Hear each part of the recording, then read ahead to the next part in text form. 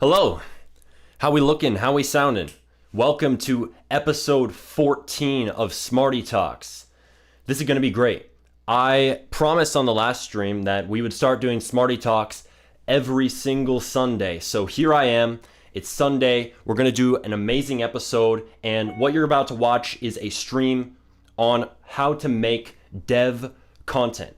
If you've been on the channel recently, or at least in the last few months, you would have seen that I am talking about dev content all the time because I truly believe that it is one of the biggest opportunities on Roblox for developers who want to improve and grow their careers. Dev content is how you share what you're learning in development with other developers. It's how you grow a brand, and it's how you promote your stuff to people who might want to buy from you, or people who might play your game, or people who might get a commission from you. There's so much that you can do with dev content, and I can't wait for you to learn how to create it.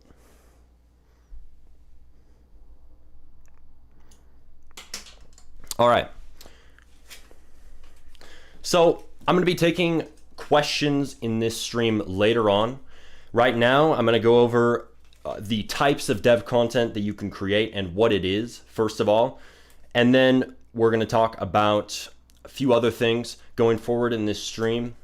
But really, a lot of it's going to come from you guys. A lot of the input's going to come from you guys because I know many of us, many of the people in our community have already began to create dev content. There was actually the first person in chat is a dev content creator. He said, actually, I was looking for advice on dev content, and then that moment he started streaming. So yeah, welcome. You're welcome, Scooter RBX. This stream seems to have come in perfect timing for you, and I hope for many more of you who decide to start making dev content or people who have already started, because I know that many of the people in our community are starting channels in the development niche, and they're actually doing very well. There's people who have seen my community posts or maybe one of these SmartyTalks streams that you're watching, and they've decided to start a dev channel, and they've actually gotten to 100 subscribers, 200, 300, 400, 500, or even thousands of subscribers in a relatively short amount of time. And this just shows how big of an opportunity that this is. Most YouTube niches, you look, and it takes people a significant amount of time to grow. It takes people a significant amount of time to build a following. But in dev content, because this niche doesn't really have that many people in it, there's a bigger opportunity for new creators to grow very quickly and reach success very quickly. And you can do that. If you're watching this stream, you are going to know the exact steps you can take to become a successful dev content creator and establish yourself as a name brand in the Roblox community potentially by the end of this show. So I can't wait to see how much you learn from this SmartyTalks episode, and let's go. Hope to see a lot of you start a dev channel. It's a very exciting journey. I know that for me, creating dev content over the last 4 years since I started Smarty RBX has been a wild journey. And I would say that out of all the content that I have tried creating, dev content has really been my favorite. Dev content is really unique in that, I mean, we're taking a really creative discipline, a really creative field of Roblox development, but then we're making it even more creative. We're adding more onto that by also making content about development. It's beautiful. So dev content, if you don't know, is basically when you create content about Roblox development. This can come in the forms. This can come in the form of tutorials. It can come in the form of challenge videos, like many of you've seen, creating a game in 24 hours or making a game with 6 devs without communicating. Those are some examples of challenge videos. There's also dev commentaries, like what I create, where I tell you about commissions and how to earn from your skills, for example, or maybe just give some tips on being a better developer. There's a lot of different types, even more than those. And I mean, something cool about this niche is because it's so new and so untapped, there's actually a chance that you could make a new type of dev content. I'm serious. I mean, there's other types too. There's other types too, such as devlogs, where you show people the process of making your game, show people progress updates, tell them about your game, maybe promote your game a little bit to them. Or also there's what's another good one? Another type of dev content is I think I mentioned, well, I didn't really go that in depth on tutorials. Yeah, tutorials. You can teach people about scripting or any dev skill that you have. So yes, we're going to be getting into all that today, and it's going to be very exciting.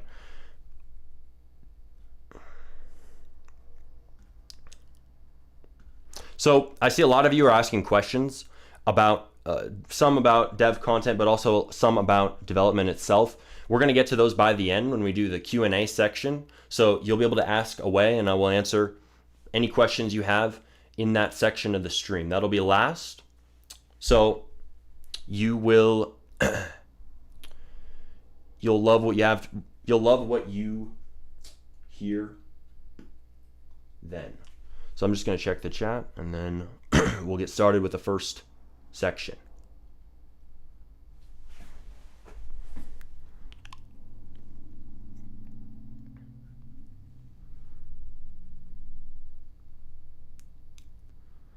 All right, good stuff. So again, for those of you who are asking questions about dev content or development, we'll answer those by the end. We're not only going to answer questions about dev content in this stream, we're also going to answer questions about development as well, because they're obviously very related. All right, so let's jump into it. So I just told you about some of the types of dev content you can create. And something key to understand about dev content is that it falls into two main categories. These categories are educational content and entertaining content. So in these two categories that you've probably seen before, if you've been on YouTube and looked for videos about Roblox development before, you've already seen videos in these categories. These are in the educational type of content. There's tutorials, there's podcasts like what you're watching right now, which is SmartyTalks, where we talk about development and a lot of other topics related to it. And there's also dev commentaries where you talk about tips for development. And that is educational content. But entertainment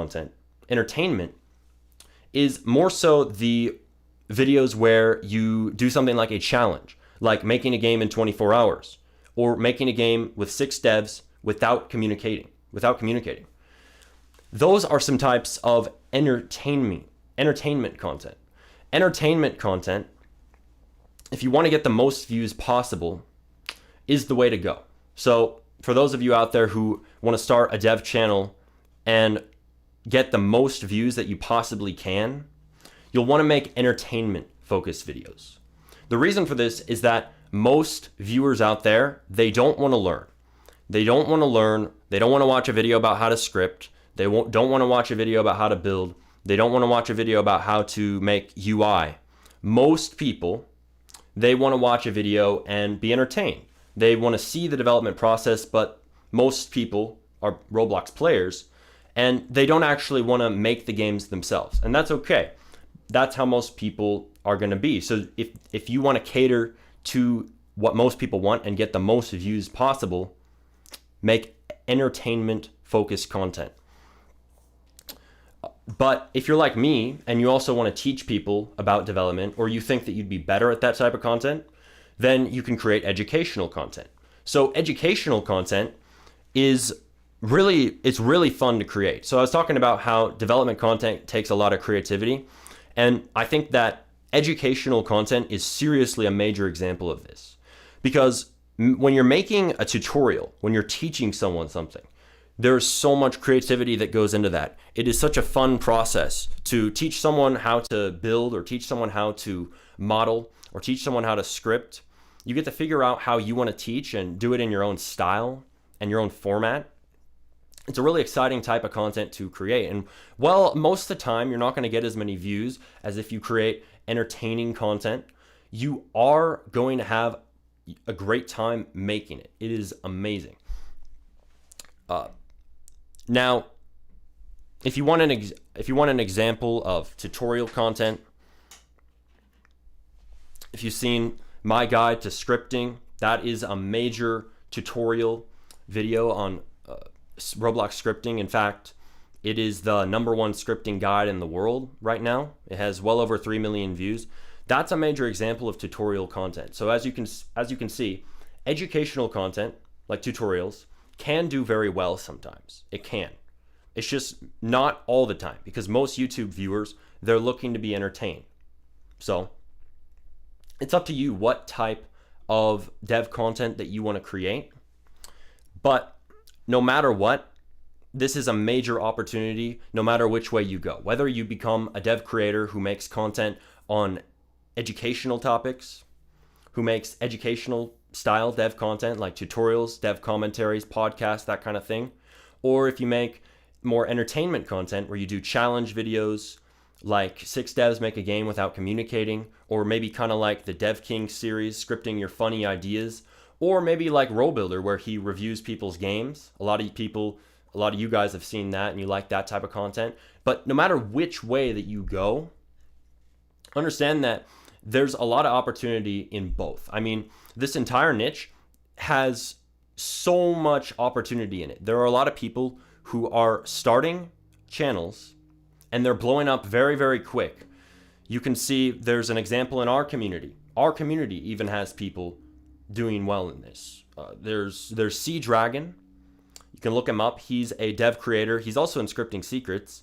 And he actually has thousands of subscribers. He's gotten, I think, a few 100,000 views reviewing, I think, Blade Ball and talking about its gambling mechanics. And it was like, dude, that is incredible. Someone from our community, who I think was inspired by seeing maybe my posts, helped them to decide to get started in dev content. Someone in our community is doing really, really, really well. There's other people who are doing well. But I do want to see more of you guys succeed in this niche, because I truly believe that anyone in the Smarty RBX community can become a very successful dev content creator and can do well in this niche. It is crazy.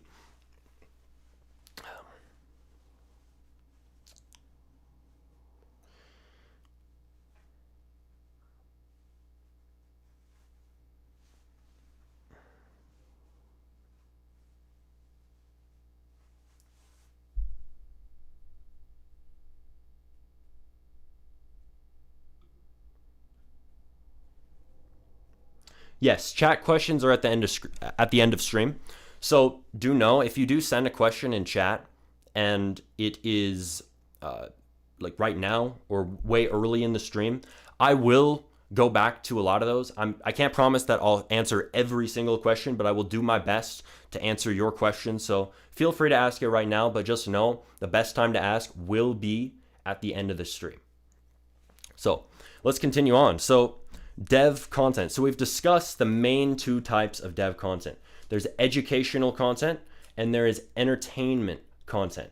Entertainment is the best if you want to get the most views, get the most attention, get the most subscribers, and make the most money from your content. But educational content is something that many of us developers are going to be very passionate about. I think that us developers, we love using our creativity, and we also love our community of developers who are all learning and growing in Roblox development just like us, and we like to help others and we like to teach them, and we find it fun to do that. And I think that if you're watching and that sounds like something that you'd have a passion for, absolutely create educational content. I think that if you have a skill like modeling or building or scripting or GFX or animation, go ahead and teach that skill to people on YouTube or even on TikTok or some other platform. I think that everyone has a different teaching style, and you just might make videos in a way that someone really needs to hear. Like, I can teach in a certain way, but not everyone's going to resonate with that. Some people want to watch the Dev King. Some people want to watch Alvin Blocks to learn scripting. They don't want to watch my guide, and that's okay. Everyone has a different learning style. That means, though, if you're someone who wants to create dev content, you can cater to those different learning styles out there by teaching with your unique style, your unique personality. Do you understand? So that's also another thing to consider, is that in dev content, it might seem like a lot of people make videos in this space. It might seem like there's a ton of competition, but especially in entertainment content, there's so much variety in what people look for. I mean, you can look up scripting tutorials, and there are so many of them. There are so many scripting tutorials out there. And there's a lot that have a lot of views. There's a lot that don't have a lot of views. There's probably thousands and thousands and thousands and thousands of scripting videos out there. But oftentimes, these videos that exist already don't fit what some people want. They don't fit how some people learn. Some people have to hear something explained in a certain way, and you might just be able to give it to them. You might be able to. I mean, my guide, before it came out, I think a lot of people had struggled with scripting and they weren't able to learn. But then the second that my guide hit the market, a lot of people were able to start learning scripting because I was teaching in a new way, at a new format. I took, rather than doing, for example, having my scripting videos all in a series, all in a long list, like what most of them were at the time, where it's variables, functions, events, all that stuff in a long list of different videos. I put mine all in one video. So I set myself apart. And I think a lot of people, they appreciate having that style where everything is just in one place. So you can do that. You can find a way to have innovation in your content based on what ideas you have as a unique person. And you might be able to cater to what a lot of people want to see. A lot of people wanted to see that all-in-one style of guide, and a lot of the other things I did to make that video unique, and it allowed it to get over 3 million views. Also another thing that people liked about it, another thing that was unique, a unique selling point about that video, was the intro. A lot of you have noticed that the intro is very funny. It's about a developer who makes a game and builds it and gets to the end of that process and then realizes that he can't script, and he gets angry searching all over the internet for tutorials and how to learn, but he's not able to do it. And then my guide acts as the solution to that problem. But it's a really funny intro, and if you go watch it, I don't know if you've seen the Easiest Beginner Guide to Roblox Scripting, but I'm sure if you go watch it, you'll see why so many people would like that. I mean, most of the other videos before that, I'm not insulting those videos, but they didn't have that comedy element. They were kind of dry. They didn't have that entertainment mixed in. They didn't have that. And as we talked about, most YouTube viewers want entertainment content. They don't necessarily want to learn. So even on a scripting guide, I'm sitting there adding in entertainment elements because that's going to capture the attention of more people. And it's going to hold that attention better. So that's another thing we can talk about, is when you're making dev content, you can actually fuse the categories together. You can make edutainment. So edutainment is this type of content where you combine entertainment content with educational content, and you make edutainment. So the Easiest Beginner Guide to Roblox Scripting, if you've seen it, you could definitely tell that it is a form of edutainment. It's very funny. It's also got humor throughout. It's got entertainment, just a little bit of motivation. It's a very edutaining video.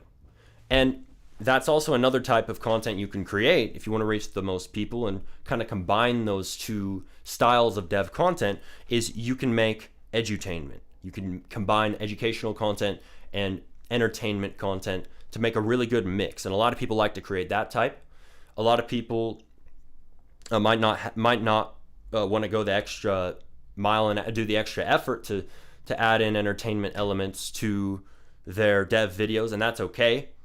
It's just another option. And I think that if you want to get the most views possible on educational videos, definitely make edutainment. Make it entertaining as well as being educational. This is something we talked a lot about in my dev networking server. So I have a networking server for dev content creators with some of the top creators in the niche, Rodev, Scroof, and many others. And we've talked a lot about this conundrum it's not really a conundrum, but this topic of whether you should create educational content or if you should create entertainment content. And yeah, this is the consensus that we came to, is that entertainment content is going to get way more views than educational content. That's just how it is. Most people don't want to see the educational side of things. There is a sizable audience for it, though. That doesn't mean that there's not anyone who wants to watch it. There's plenty of people who want to see that style of content, right? There is a large developer community on Roblox, and as you can see, I mean, the easiest beginner guide to Roblox scripting has over 3 million views. I have a few other ones with quite a few views. I think the ultimate guide to Roblox Studio has, I think 2 million or more now. So, but there's also a lot of other tutorials with hundreds of thousands of views and millions of views, and that shows that you can also do pretty well with educational content. It's just overall, you're gonna get more views, you're gonna get more subscribers, you're gonna get more attention, you're gonna get more money from making that educational, that entertainment type of content. I mean, if you've been on YouTube watching dev content over the past, I'd say, year, you would have seen the big trend of 6 devs make a game without communicating. This is a major example of what I'm telling you right here. It is a series that was first started by Scroof, he's also a member of Dev Create, and he actually inspired from this video that was done in another niche called, 6 devs make a game without communicating. It was in the normal game dev niche. It wasn't in the Roblox niche at first. He took that and he adapted it into Roblox content, which was genius. And then his got millions and millions of views very, very fast. But then this became a trend in the dev content niche, and people, especially RoDev, started to take advantage of this, and they made tons and tons and tons of these videos. So you saw this big wave of people making that type of challenge video where you do 6 devs make a game without communicating. But it all started with Scroof doing that first one. In a major way, he started a whole trend. He caused that tsunami wave to just fly over the dev content niche, and it's still going, honestly. I think that RoDev still does well to this day with that series. So it shows there is... I didn't get that. Could you try again? Siri, we don't need you here. Siri's trying to interrupt us. Is there something else I can help with? No. She left, thankfully. Anyways. Yeah, it shows the potential in dev content. And no matter what, if you're watching this, seriously, you could make it big in this niche because most people don't know about it. If you're here, you now know about dev content and the opportunity in it, and you're starting to learn some of the mechanics of how this niche works and how you could start a successful channel in this niche. And if you really apply what you're learning here, I think that you could do very well in it. There's even people in the chat who are doing quite well or who have started dev channels. I think that we saw at the start of the stream, the first person who joined us was Scooter RBX, and he's the first person in chat, and he's a dev content creator. He said, "Thank you, Smarty, for starting this stream because it's exactly what I needed. I needed dev content advice." So Scooter RBX, I'm glad that I could provide it right at the right time. But there's other people in this chat right now who are doing dev content. So I'm gonna look at Scooter RBX's channel real quick. Let's see what he's doing. So he's made one video. He already has 123 subs. He has 103 views already in 2 days. I did watch his video, actually. I remember I watched part of it. But he used TTS, so I don't think that he used his voice, or he might have just used subtitles. There's a piece of advice there is I definitely recommend that you use your voice if you're going to make videos in any niche. If you're going to make dev content or content in any niche, definitely use your voice. The reason why is that it's a major competitive advantage that you can use because you can stand out if you use your voice. Everyone can use AI. Everyone can use no voice at all, but only you can use your own real unique voice. So it's a competitive advantage that you can use to stand out in the YouTube marketplace. But that was my one main critique of him is, definitely add your voice in your videos. But yes, there's other people here who are doing dev content. There's, I think, let's see here. Is T71 Gaming, I mean Coding, doing this? Yep, he's doing it. So T71 Coding in the chat, shout out. Go ahead and subscribe to him. He's a new dev content creator, it looks like. Or wait. No, this isn't dev content. This is dev content, but it's not dev content in the Roblox niche. It's just development like Python and that kind of thing. So that's cool. Definitely, I'd recommend you also make stuff on Roblox. That'd be cool to see T71 coding. And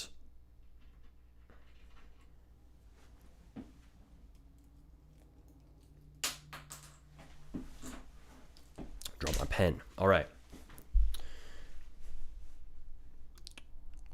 Yeah, so we got some examples here of people who are making dev content, all types of forms. There's other people in our community who are doing it. As I mentioned, Sea Dragon earlier. I mentioned him. There's also Ajuxol, I think it's Ajuxol, something like that. He's done very well in dev content as well. Let's see. He's also in Scripting Secrets. We teach it in there. We teach a lot of secrets about how to make dev content in there. Yeah, so Ajuxol is his username, and his channel name is Bandicott. So if you look him up, Bandicott. He's one of the most successful dev content creators in our community. So if you look him up, you'll see he has many videos with thousands of views, and he's been very, very consistent, which is amazing. I think that's really, really powerful because most creators are not consistent, because most creators are new creators. They just aren't going to be consistent. They're new creators, they're average creators, and by definition, average creators are not going to be very consistent. Being consistent is an above average trait. So yes, it's good to see. Let's see, his most popular video is one from 8 months ago. How to make starting scripting much easier. 14,000 views. Very good. But he's also got many other videos that are very recent, like how to master Roblox scripting fast, 3 months ago, 12K views. How to actually learn Roblox scripting, 2.7K views. I can say a lot of videos on the topic of scripting, which is smart, because scripting is going to be, I believe, the most popular dev skill to learn. If you're going to make tutorial-focused content, educational content, and you know how to script, definitely teach people how to script rather than teaching people building and these other skills.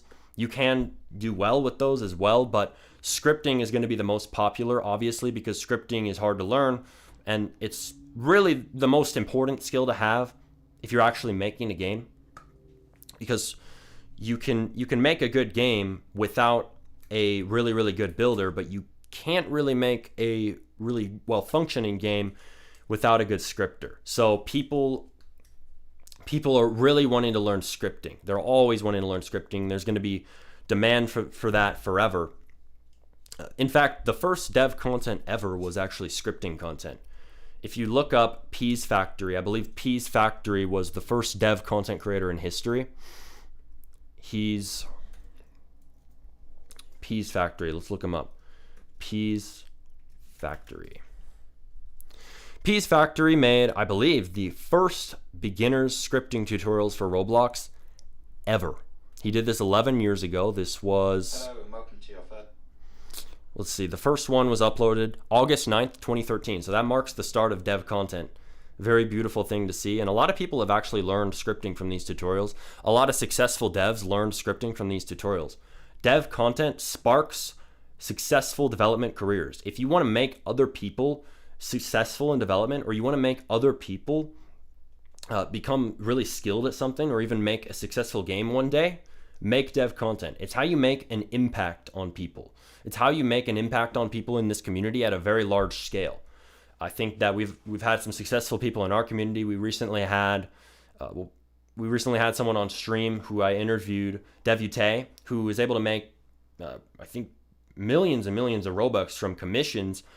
And a lot of that he was inspired by my content to go and do that. And he learned a lot of information that help them to do that as well in my content. And that's just a great thing, being able to inspire people. That's got to be the most fulfilling thing out of everything that you can do when you create content of any kind. I know that for me, I can sit here all day and I can say, oh yeah, I want to get views, I want to make money from my channel, I want to get subscribers. But at the end of the day, the most fulfilling thing is always going to be helping other people, giving value, making a difference, seeing your content actually give people results. That's a very beautiful thing. And if you want to do that, you can absolutely do that. You can make that happen. You just have to make the right video at the right time for the right person who needs it, and you can change their entire Roblox career forever.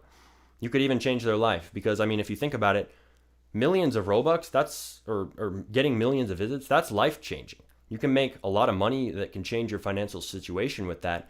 And if you're able to influence somebody to be able to do that through Roblox, that's a very beautiful thing. That is awesome. And I think that it's a new path to succeed in development that wasn't seen before. Dev content is this new way that developers are making it on Roblox. I mean, before, everything was all on the platform. It was all things like making games, taking commissions, that kind of thing. But now you actually have the opportunity to go on a platform like YouTube or X even.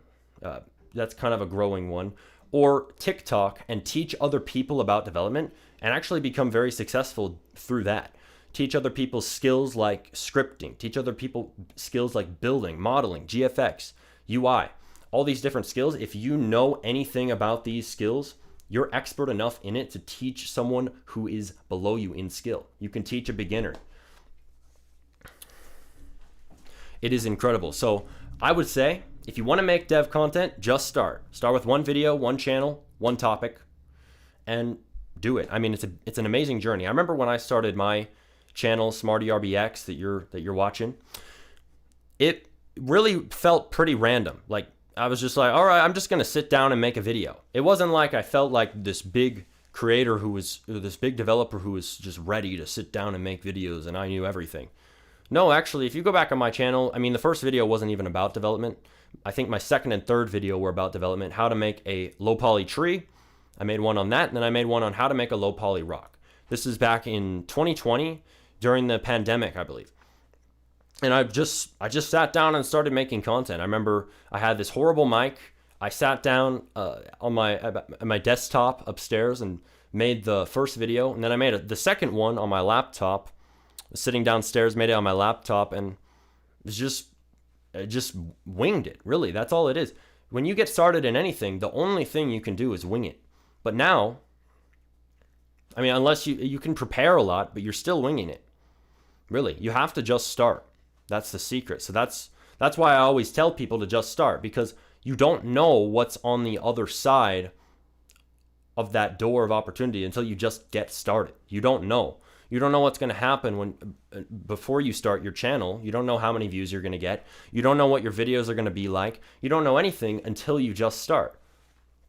So if you want to put that key in the door of opportunity, unlock it, take the first step, just start. Take the first step, even if it's just, you don't know what you're doing at all, like you just feel lost, start anyways.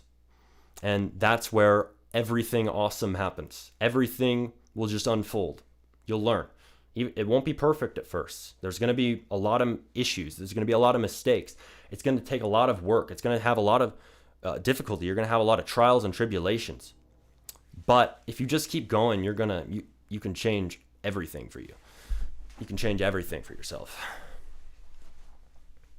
And that's what happened with me, right? So I started with that, and I didn't know what I was doing at first, like everyone who starts in content creation. But I improved with time, and as you can see from my first video all the way until my latest video, you'll notice the massive improvement in quality. And what it takes is to just start and then constantly improve. Stack improvement on top of improvement on top of improvement on top of improvement. And over time, with enough little improvements where it feels like you're barely making any progress along the way at all, you stack enough of those up, and you eventually, one day, you sit down and you're like, wow, I make good videos now. How'd that happen? Well, it was lots and lots and lots of time, lots and lots of effort, lots and lots of little tiny improvements that really didn't feel like much in the moment, but added up over time. That's what it is. And it's kind of like, I mean, it's kind of like saving up money. You put coins into a jar, your piggy bank or whatever, and it just feels like I'm not really saving that much money. But then if you just keep saving, you have hundreds of dollars or thousands of dollars after months and months of it, or years and years of just throwing pennies in there, throwing quarters in there, throwing a few bucks in there.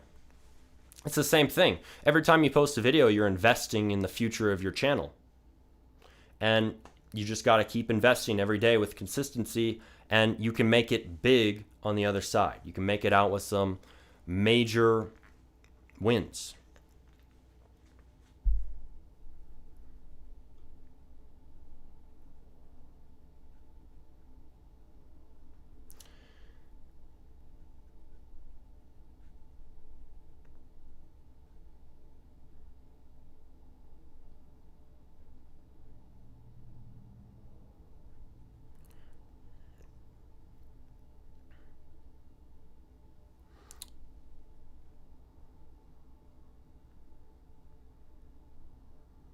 Someone said dog outside the window. Yeah, there might have been a dog outside the window.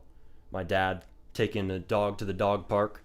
Rottweiler puppy. She's, I think, 7 months old now. It's a lot of fun, but obviously it's a lot of difficulty as well having a puppy. A lot of effort sometimes.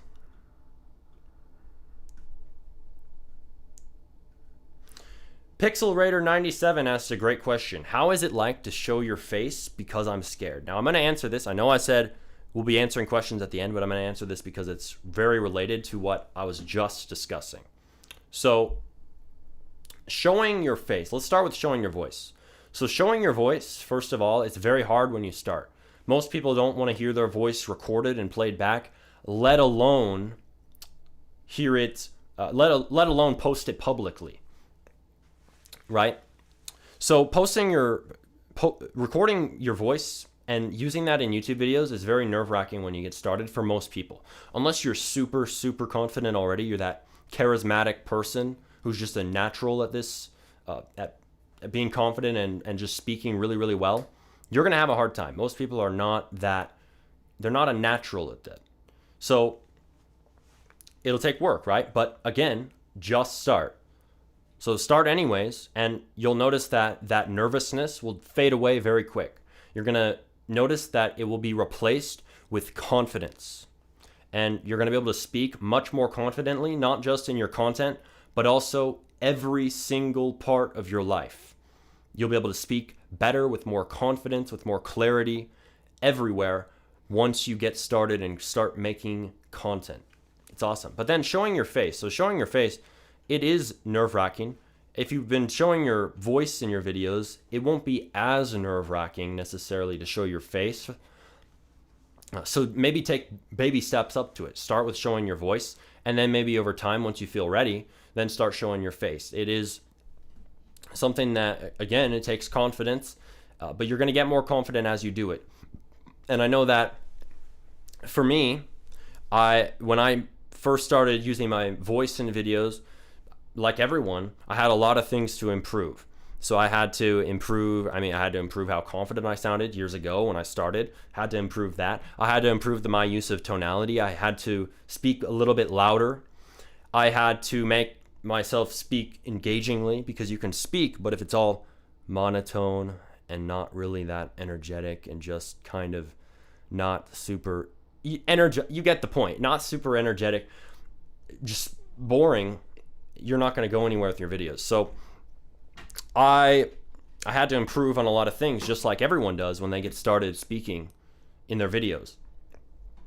Same thing with being on camera. So I had to improve some things when I started on camera. So obviously I've done videos for years with my voice, but I didn't use my face in my videos until very, very recently. I started a channel called Remy Mindset, where I talk about content creation all the time. If you want to learn more about what you're hearing here, by the way, go ahead, subscribe below, it's linked. And you can learn more about content all the time, and that'll help you when you make dev content or create any type of content. But yes, anyways, I started showing my face on there, and yeah, there's some improvements to make there. You have to improve your facial expressions, your body language, and a lot of other things about your communication that you didn't think about when you were just using your voice. And it's a journey. Just like everything in content creation, it is a journey. And it'll be hard at first, but it gets easier. So really just start.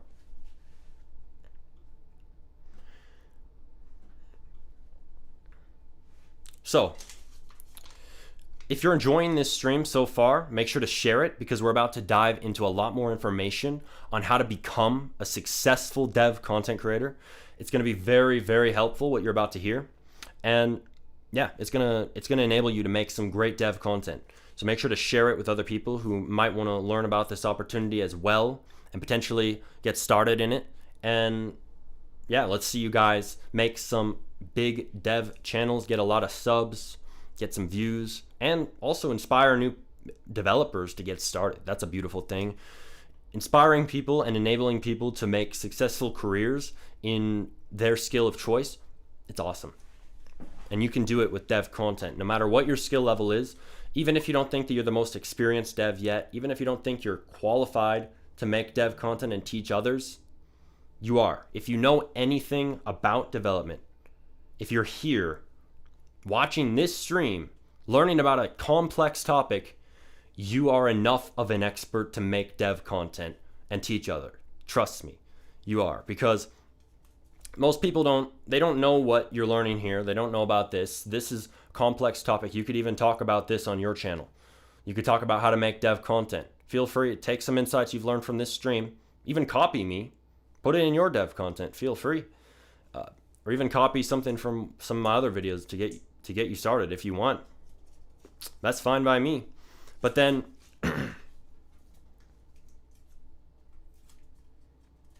yeah, so we're going to discuss some other things about dev content, and let's jump into the next part of this stream. So we've talked a lot about dev content. We've talked about the different types of dev content you can create. We've talked about the different opportunities in this niche. We've talked about how other people are succeeding in this niche, including people in this Smarty RBX community. We've talked about a lot here, and we're going to get into even more. So if you've liked what you've heard so far, get ready, because we're going to give you even more of that, tons of that. You're going to love what you're about to hear. So first things first is networking. So dev content has really a lot of opportunities to network, to make connections. See, when you make a brand and you make a name for yourself in the Roblox community through dev content, you're going to start getting other developers who might want to become friends with you. You're going to start getting maybe opportunities for working on someone's game or taking commissions. You're going to be able to get noticed by people on X, maybe successful developers, a lot easier because of your channel and your community and your reputation that you're building in the community. Dev content is a great way to network and to build your reputation to a point where you start getting those opportunities to network with other people, especially successful people in the Roblox development community.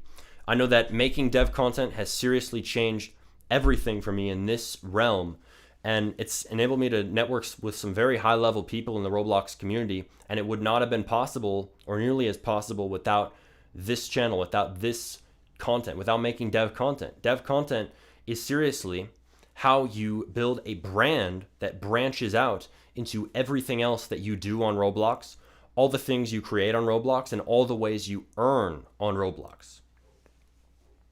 So if you would like to network with people who are also making dev content, you can join the Discord server, Dev Create. This is my elite networking server of people who are high-level dev content creators who have made it big in the niche. A lot of them, many of them who are doing well.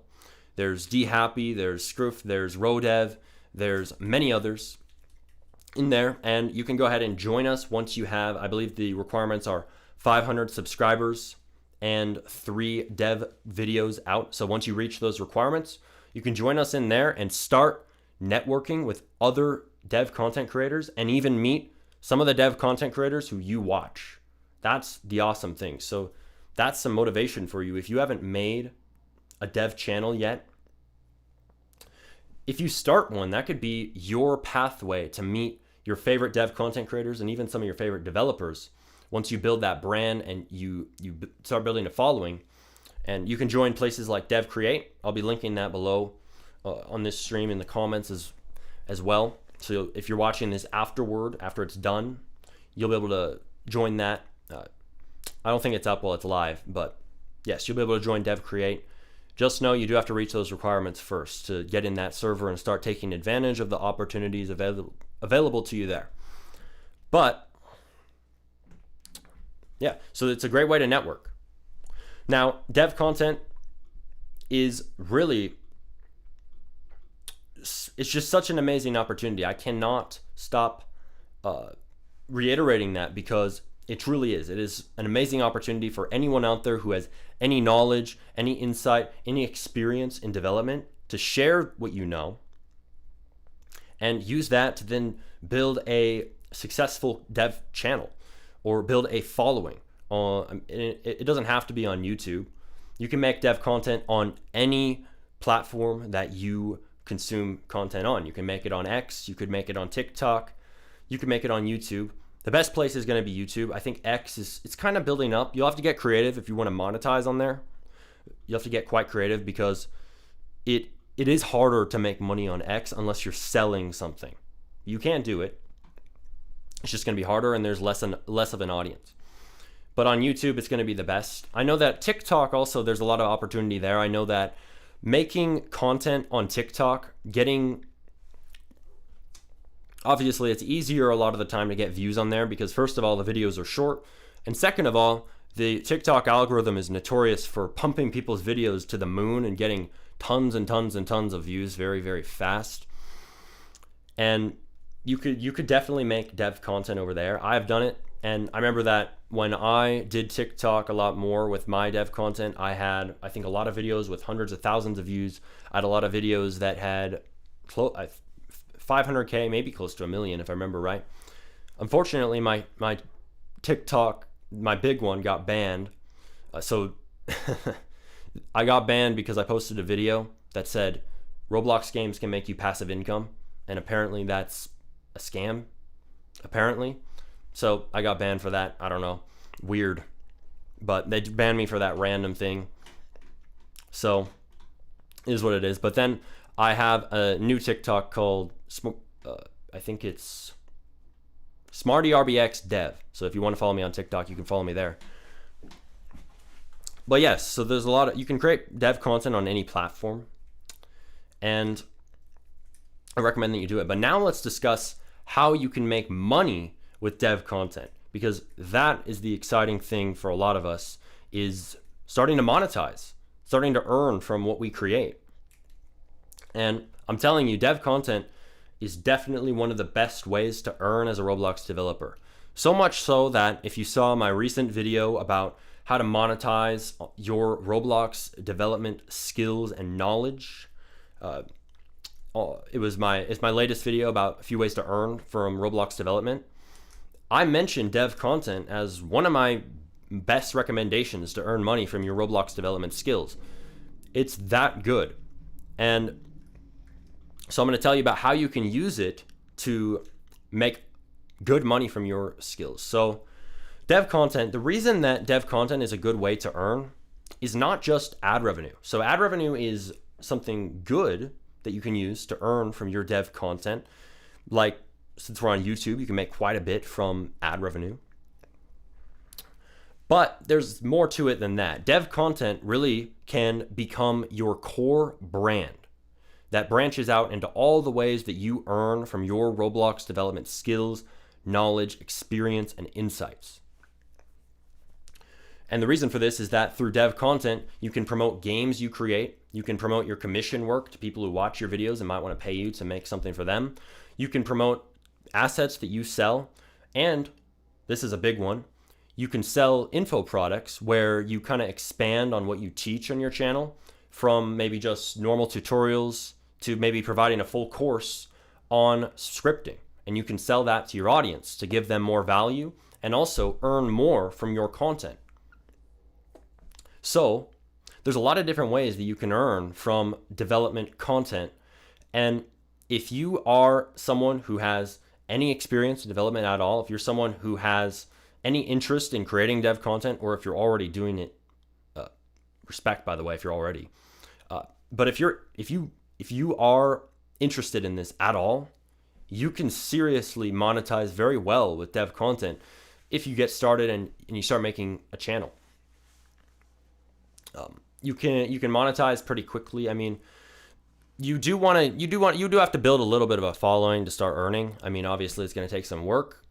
You're going to have to get to 100 subscribers, 500 subscribers to really start getting some earnings from your content.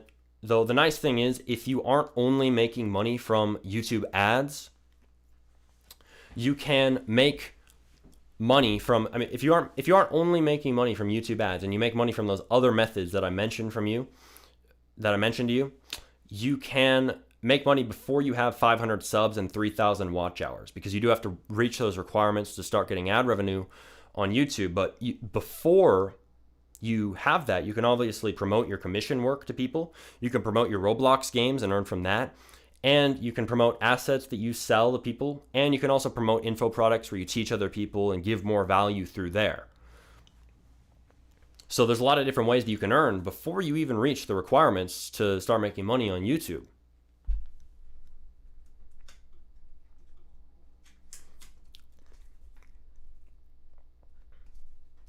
So yes, I've seen some people in the chat saying, is this pre-recorded? No. Well, thank you. I mean, if it seems like it's pre-recorded, this must be some really, really good stuff. So keep watching, keep learning. And again, we're going to discuss your questions at the end. And if you have a question about how to make dev content and become a major creator in this niche, definitely ask away inside of the live chat when we reach that section. So watch till the end and let's get to your questions very, very soon once we reach that section. So yes, the next thing. So we've talked about a lot of information on dev content. I mean, if you're watching this, you probably have come away with a lot of insight and you're probably feeling really ready to get started. You probably could start a channel with what I've taught you so far, seriously, and you could probably do very well. I mean, you know what type of content does well, you know how to monetize, you know how to get started, you know really everything you need to know to start making dev content. And that's very exciting. So keep watching and let's see how much that you can learn and how successful you can become in this niche. I'm very excited to see.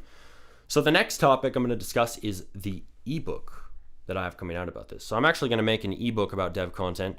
Since I talk about it so much, since I want you guys to take advantage of this opportunity, I'm writing an ebook. It's going to be released to Scripting Secrets members first, so people who are inside the Scripting Secrets course and community can go ahead and get the ebook. I want them to get it first because I want them to take advantage of that because they're a very, very dedicated member of the community, and I want them to take advantage of that first. But if you're watching and you are not inside, that is just fine, because that ebook will be released to other people at a later date, and it'll be much less than the join cost of Scripting Secrets, which is $97. You can join. You can get the ebook will be a lot less than that. It'll be very affordable. But yes, so that's going to be very helpful. So I'm actually writing a whole ebook about this topic. I might turn it into a physical book. I'm not sure. Let me know if you'd want to see that. I know that I've tried to make a Roblox book before on Amazon. Those of you who have experience in looking into how to publish a book, you know this. Amazon has this thing where you can actually publish a book even if you don't have a book publisher. Anyone can publish a book with something called Amazon KDP. Amazon Kindle Direct Publishing is what that stands for. And through that, you can actually put a book out there. But the thing is, they took down my Roblox book for copyright or whatever. So if I put it out as a physical book, I might actually have to get a publisher, a real publisher. So I'll definitely have to look into that. I would love to have you guys have a physical book in your hands. Imagine having a physical book in your hands about dev content. that would be really cool, like your personal guidebook to succeeding in this niche. And it would feel really cool to have something tangible like that. I know getting a book that you have, getting a book on a topic that you're into, and especially getting a book from a creator you watch is really awesome. I know that I bought the book of a business creator I watch. Let me grab it. I bought this book from Myron Golden. He's a successful entrepreneur, and he talks about business and mindset and a lot of cool topics. So I got his book. It's a very good book. But yes, it was nice having that tangible thing from a creator I watch. It changes everything. So yeah, if you would like to learn more about this, I'll be releasing that at some point in the future.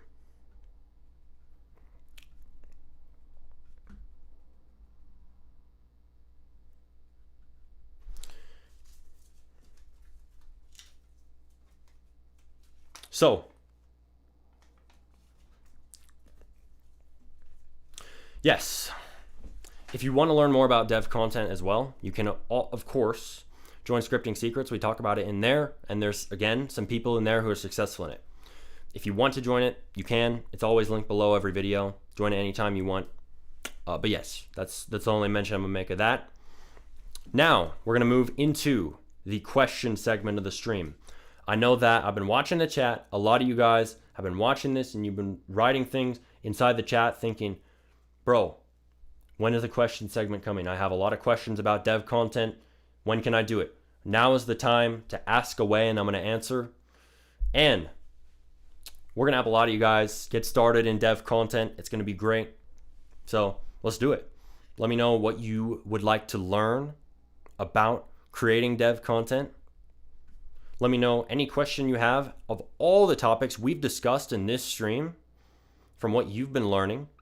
If you had a certain thing that you wanted some more clarity on or some more information, or even something specific to your situation or your dev skill, ask away right now.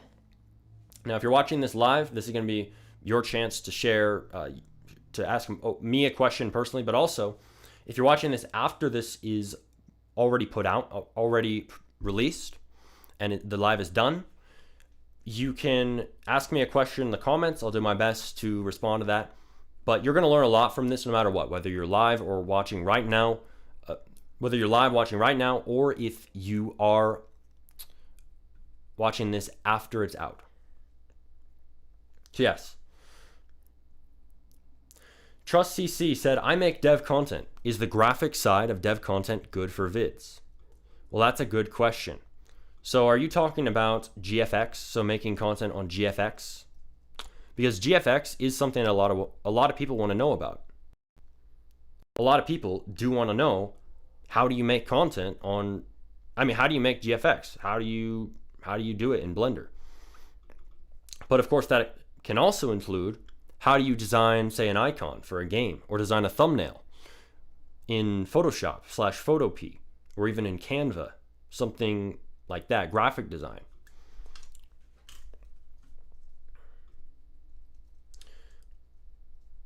Okay, so Trust CC said GFX, VFX, UI, and clothing. Okay, so that's a lot of stuff. You might want to start with just one of those, because that's pretty much multiple topics, I would say.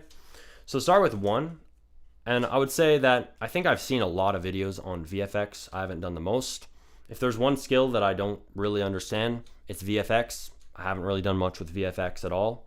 No, that's like making visual effects in your game. Like anime games, they go really hard on this, for example, having all these crazy effects when you do an attack or something like that.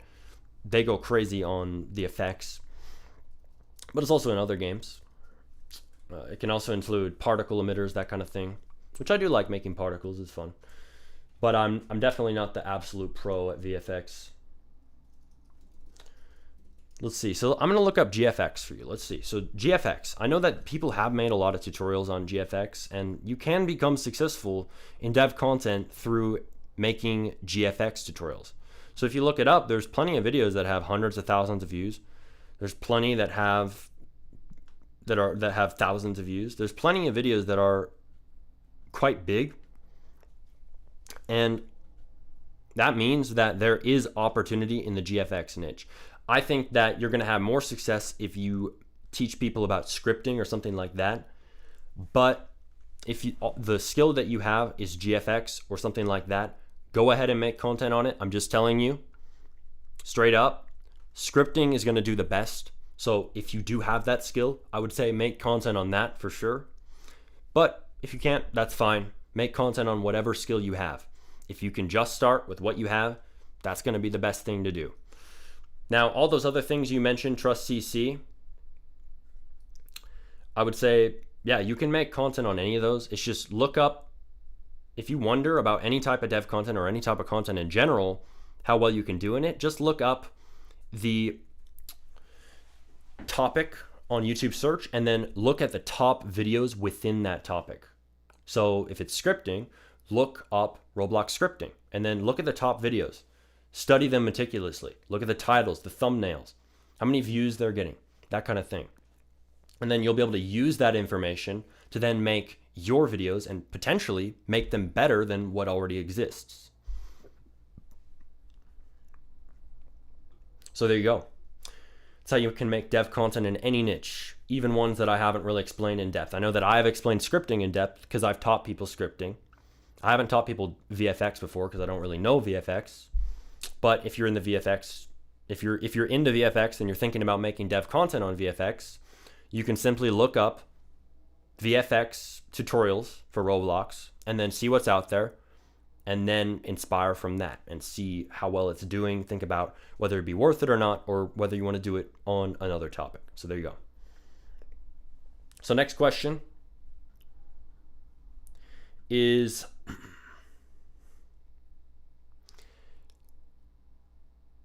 T71 Coding said, how can I package my information in my videos more uniquely? Can you be more specific about that?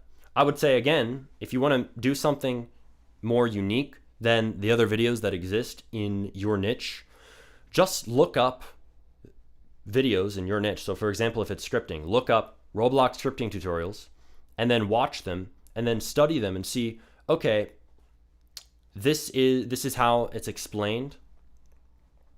How could I make this better? What are the mistakes they're making? Is it boring? Like what I saw years ago when I made the easiest beginner guide to Roblox scripting, I saw that the videos were kind of boring, a little bit dry, a little bit stale. They didn't have any comedy or entertainment elements. So I took that and I used that as my unique selling point, a major one, in the easiest beginner guide to Roblox scripting. And you can do the exact same thing. Figure out the weaknesses in the other content and then use that as your advantage. So that's how you can stand out in how you package your information, or really any aspect of the videos, because you can also make your thumbnails better. You can make your editing better. You can always find a way to do better than the content that already exists. Even if that content has millions of views, even if that content has hundreds of thousands of views, even if they have millions of subscribers already, you can find a way to do something better and innovate on it. Even if you're just starting out as a new creator, you can do better than veteran, established creators in a niche if you find the right things to do differently. So there you go.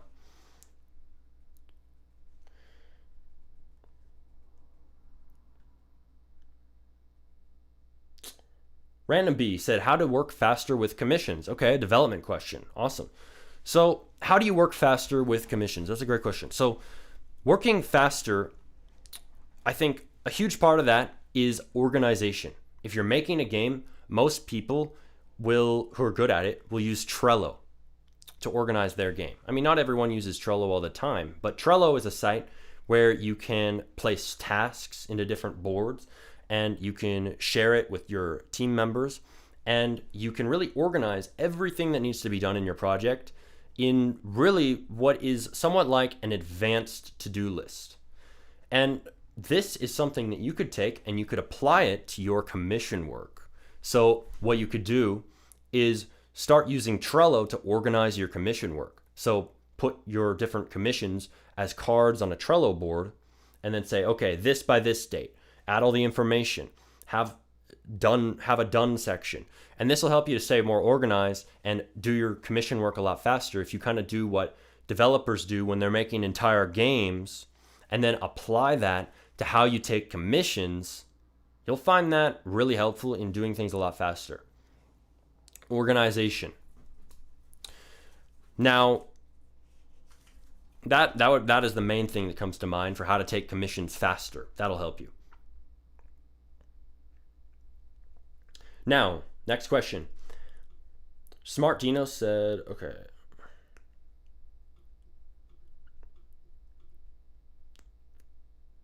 Smartino said, what's your most visited game? My most visited games are in the group Jimmy Games.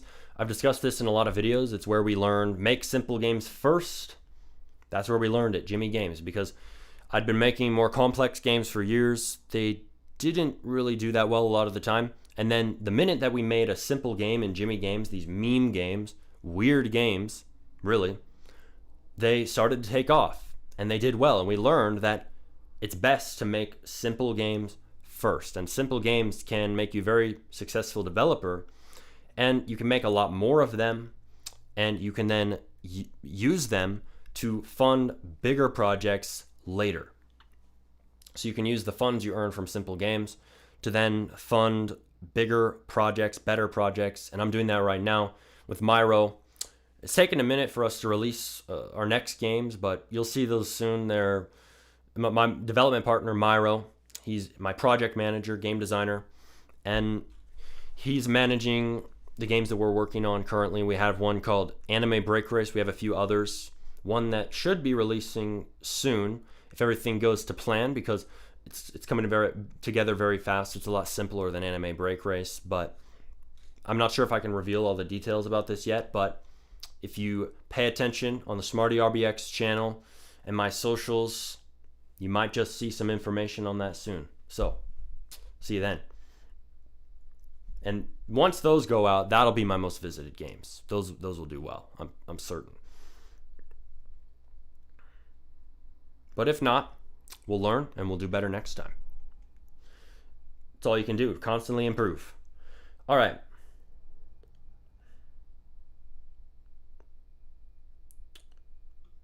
What advertisement strategies do you recommend for an up-and-coming game? Okay, the best advertisement strategy on Roblox will always be the algorithm and the sorts on Roblox. You want to get in the algorithm. Having your game be promoted on social media constantly, having to run sponsors all the time, having to promote your game in all these different ways, having to do all this work to do it just shows that your game isn't good enough. You shouldn't really have to. I mean, if you have a super, super good game, it should just get players in the algorithm. That's the truth. So the best promotional strategy is always going to be to get players through the algorithm and through the sorts, the front page. Let me ask you something. Does Pets Go have to run sponsors every day to get players? Hell no. They do not have to run sponsors at all, because they're in the algorithm and they're on the front page and everyone knows them already, right? But the reason why is big games, first of all, they make really high quality games. I know some people want to debate that, but they wouldn't be successful if they weren't high quality in some way. They're very fun and very addicting, and that is a form of quality. So their games, they do well because they're big. I mean, because they're quality, but also second, because their community is big. So they've built a community and a reputation that is known by all of Roblox. And naturally, people are going to go play their new games when they release a new one. Pets Go was instantly successful because everyone already knows the Pet Simulator series. It's been famous for so long. And naturally, when they make a new game, their new games are going to be successful because everyone knows them. They built a brand, they've built a community, they've built a reputation for themselves, and that carries all their new games to stardom right off the bat when they make them.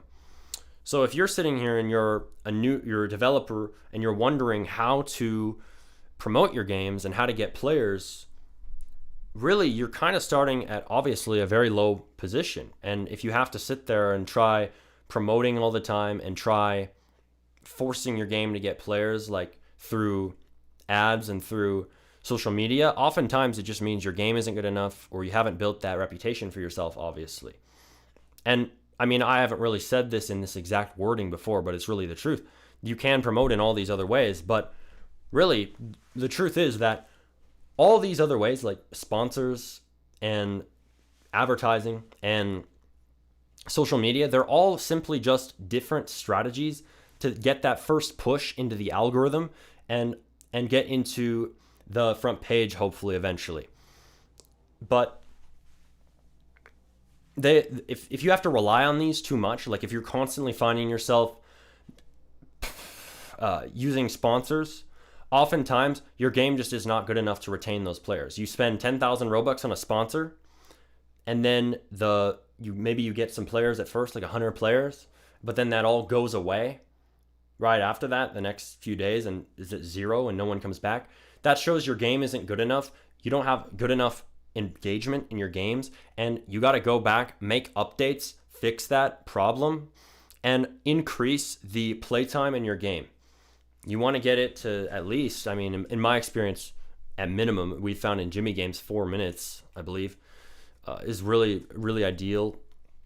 But also oftentimes I know that the front page games, we aren't total front page. I mean, I think we've been on sorts a few times, but not really anything crazy just yet. But I think we might have been in featured before.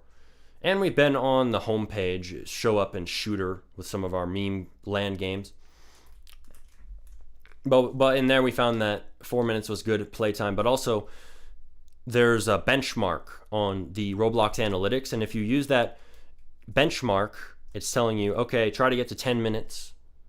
That will help you to get in the algorithm more. If you can improve your game to the point where you reach the benchmark, which is basically the recommended playtime for games that are around the same level as yours, I believe. Now, of course, the top games, the top games get 15 minutes playtime, 30 minutes up even. They get a lot of playtime, and that's a huge thing that keeps them at the top. So playtime is really, really important for Roblox games. Probably the most important thing is just keeping people in the game for a long time. I mean, just like on YouTube. If I make a YouTube video and people just click off in 3 seconds and don't really stay, I'm not going to get really any views. But if I can retain people for minutes, or even for several minutes or even more, I'm going to get in the algorithm, I'm going to do well, because I am fulfilling YouTube's goal. YouTube's goal is to keep people on the platform as long as possible, but Roblox has the exact same goal. It's done a bit differently because it's games, obviously, but it's the same thing. They want to keep people on the Roblox platform as long as possible. So what are they going to do? They're going to reward people who keep players in game a long time, but also keep players coming back to your game over and over and over. That's who gets rewarded by the Roblox algorithm, because that is the goal of the Roblox platform. Every social media platform, every single platform for gaming, they all have one goal: keep people on as long as humanly possible. So if you can help them to reach that goal, the algorithm is going to promote you. This goes no matter if you're creating games on Roblox or if you are posting videos on YouTube or making content on Instagram. If you keep people on the platform longer, they are going to promote you. They are going to boost you up. That's because that's what their goal is. So there you go. Make a successful game. There you go. Use it. That's gonna be some good stuff, because really the goal of your initial promotion is to get in the algorithm and potentially on sorts on the front page, and then let the momentum carry you from there. I mean, if your game doesn't retain players, it's just not good enough. You got to go back, make it better, do updates, and you gotta try again to promote it and get in the algorithm. That's all I can say. The best promotional strategy on Roblox, the best marketing strategy is always going to be the algorithm. So there you go.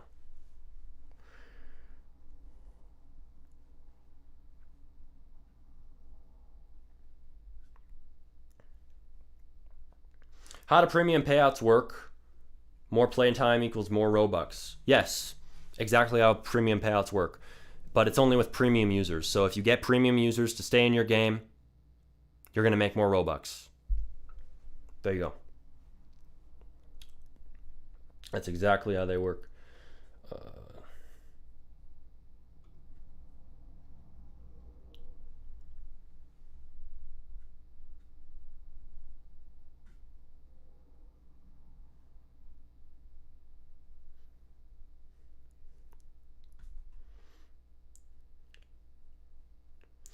Now, if you have any other questions, especially about how to make dev content, let me know in the chat right now and I will do my best to answer that. And yes, but make sure to ask quickly because this stream is, we're going to do a few more questions here, maybe several more, but after that, it's going to end and your chance will be over. So do it right now if you want to make sure that you have the highest chance to get your question answered.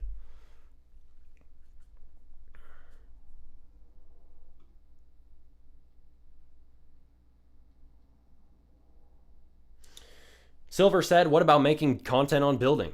Content on building is a great idea. I'd say building is the second most popular development skill behind scripting. And if you want to make content on building, you absolutely can. You can look at my tutorials for inspiration or other people, maybe even Recall. Recall, he's kind of an OG in dev content in a major way, I would say. To me, he's OG because I used to watch a lot of his videos a few years ago, and he had really high quality stuff. He had some amazing builds. So you could even inspire from people like Recall, other people who do mainly building content. RoBuilder as well. He's definitely the top creator on Roblox building. So if you want the really shining success story example of how to make it in dev content with building, definitely look at RoBuilder and inspire from what he's doing over there. It's amazing. It always has been since the time that he started. Because RoBuilder, I don't know if you know this, but RoBuilder, he is a successful content creator, but he was successful way before he started the Roblox, the RoBuilder channel. Intel Plays was RoBuilder's initial channel. He had a channel on playing Roblox games that he did for years. Ever since he was in high school, he was making YouTube videos. RoBuilder has really been grinding for years and years and years, so it's no surprise that when he came to dev content in around 2020 or 2021, he was able to become successful at it and become one of the top creators in the niche and stay that way for years. If you want to look at pure consistency, RoBuilder's number one. Nobody has beat him in that.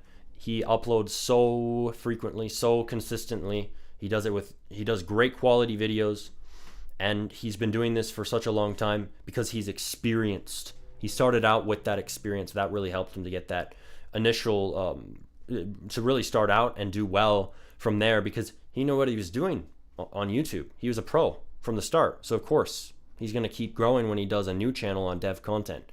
It's really interesting. If you want to see a reason or proof that dev content is really, really, really a great opportunity, look, someone who was focused only on gameplay content on Roblox and playing Roblox games, which really is the most popular type of content on Roblox, he swapped into dev content years ago because he saw the opportunity to do it and even make it his career. So if you want to start in dev content, or if you're thinking about it, that's a major example. And think about that because RoBuilder, he saw it as such a big opportunity that he swapped from making entertainment videos in gameplay videos specifically to making dev content and doing it long term for years. So that shows dev content is huge.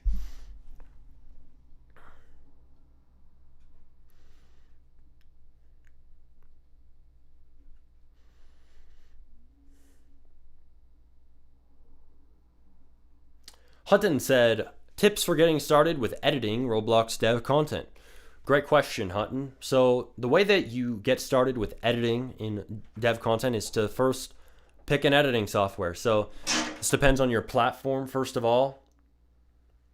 Oh, my dog's outside my window again. This depends on your platform. So if you're on mobile, you'll want to find an editing software, whether you're on iPhone or Android, that works on mobile. So a great one is CapCut. CapCut, I believe, is really the most popular editing software, or at least the best for mobile in my experience.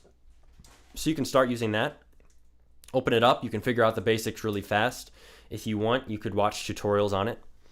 But if you are on desktop, you'll want to find a good editing software on desktop. So there's many out there. I use Premiere Pro, but that costs money because it's Adobe. Of course, it's going to cost money because they're pretty big on monetizing all their subscriptions. They're not going to make something free that's really good.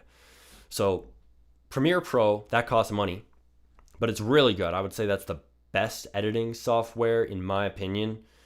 It would probably be equal to Final Cut Pro, which is Apple's editing software, which is a one-time payment, but it's really expensive. I haven't used that one. But if you want a free editing software on computer, there is DaVinci Resolve. For the longest time, RoBuilder actually used DaVinci Resolve. He really advocated it. So you can go ahead and look that up. That one is free if you get the free, just the free version. DaVinci Resolve can be really good if you want to make edits on computer for free. But there's a lot of other softwares. You got to find the one that you want to use. You can look on all kinds of videos out there that can explain this even more in depth, and you can figure out which editing software works best for you through those types of videos that will list them out and maybe give ones I don't even know about. And then editing dev content is just like editing any other kind of content, except of course you're making a certain kind of content. So if you're editing tutorial videos, it's going to be a lot different than editing challenge videos, like 6 devs make a game without communicating. So you'll want to kind of figure out how to edit the type of content that you create. And the way you do this is literally just look at dev content out there. Like you could look at my videos and you could study how I edit my videos or how I have other people edit my videos, because I usually have other people edit nowadays. And you can study the way that they edit them if you want to make content like me. Or if you're making content like RoBuilder, look at his and study the way that he edits his videos and then inspire from it. Or if you want to make videos like RoDev, well, you can look at how RoDev edits his videos and you can inspire from that. And then once you get that baseline editing style for yourself through inspiring from a creator you watch, then you can start to build out your own approach to editing with time. You'll figure out how to edit, you'll find little things you can do to make your style more unique, and you'll figure it out with time. But again, the key to all this stuff is to just start. You're going to learn more by just starting than you ever will from anything I could say to you about editing. So just start. Really, you're going to learn the most from experience. And that's the truth. You are going to always learn more from experience than any other source in anything you do. So just start. There you go. Coca-Cola, dev content creator here. Wait, isn't he a dev content creator? Let me check that. Let me make sure.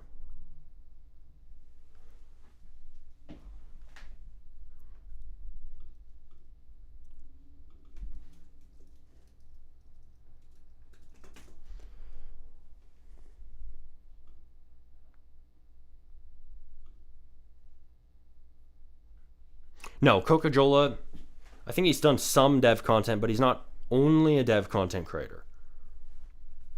He has 110,000 subs. Very impressive stuff. Welcome to the stream. He said he uses DaVinci Resolve. So there you go. Use DaVinci Resolve if that is the one that you want to use to create your dev content. All right?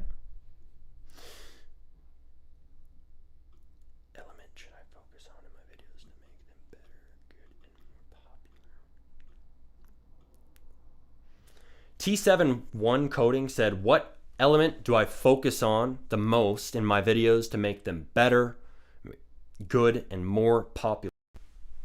Well, that's a good question. So this really depends. This is a pretty general question, but if you're asking me what the number one thing to focus on is, it really depends, right? It depends on your situation. So once you get started in content, I mean, it depends on what things you are good at and what things you aren't so good at. So if you are really, really good at being just hilarious, you just launch jokes off your tongue every second, you're just constantly throwing jokes into the microphone, you don't need to improve in comedy. You're good at it. At least good enough for now. You can improve more, but it's not your main focus.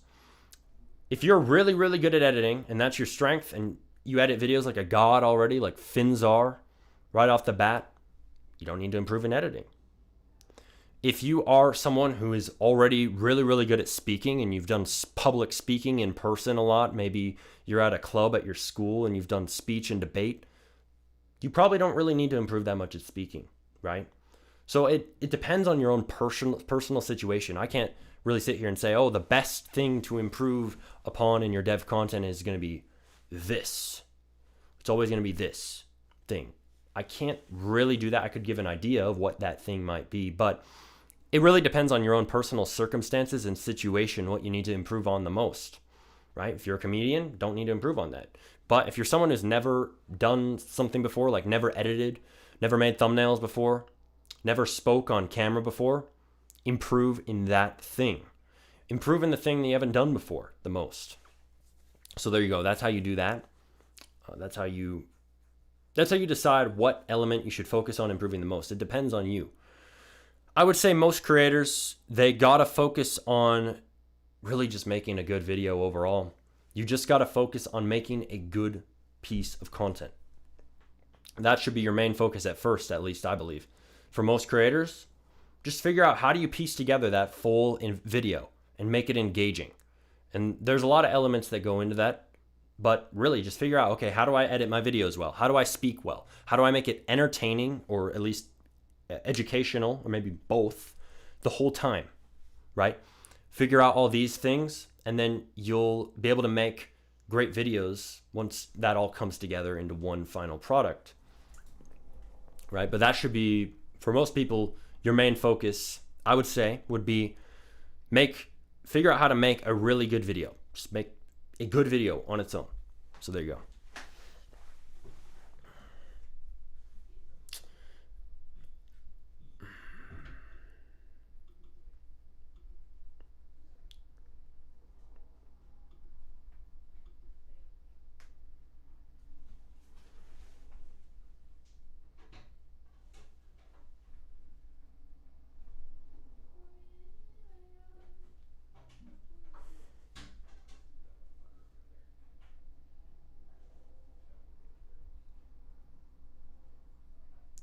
Coca-Cola brought a really good piece of insight here to the chat. He said, free desktop editors I've used: Clipchamp, CapCut, DaVinci Resolve, Capwing, Movavi. For beginners, CapCut is the best. DaVinci Resolve is the best overall. The choice depends on your hardware as well. That's what he said. That's some good advice. So go ahead and apply that if you're someone who wants to edit your videos really well and figure out the editing software that'll work best for your dev content. There you go. There's some ideas, and it looks like, according to Coca-Cola, CapCut's going to be the easiest for beginners, which I agree with. That's definitely going to be the easiest one to create with for beginners, to edit with for beginners, because it's really simple. It's a really simple software. You'll open it up, and if you've used a phone in your entire life, or if you've used a desktop computer in your entire life, you'll figure that out instantly. Literally, it's easy. It is a really easy software to use. And something important to know about CapCut is that CapCut works on every single type of device. I believe you can use CapCut on mobile and you can use CapCut on desktop. So there you go.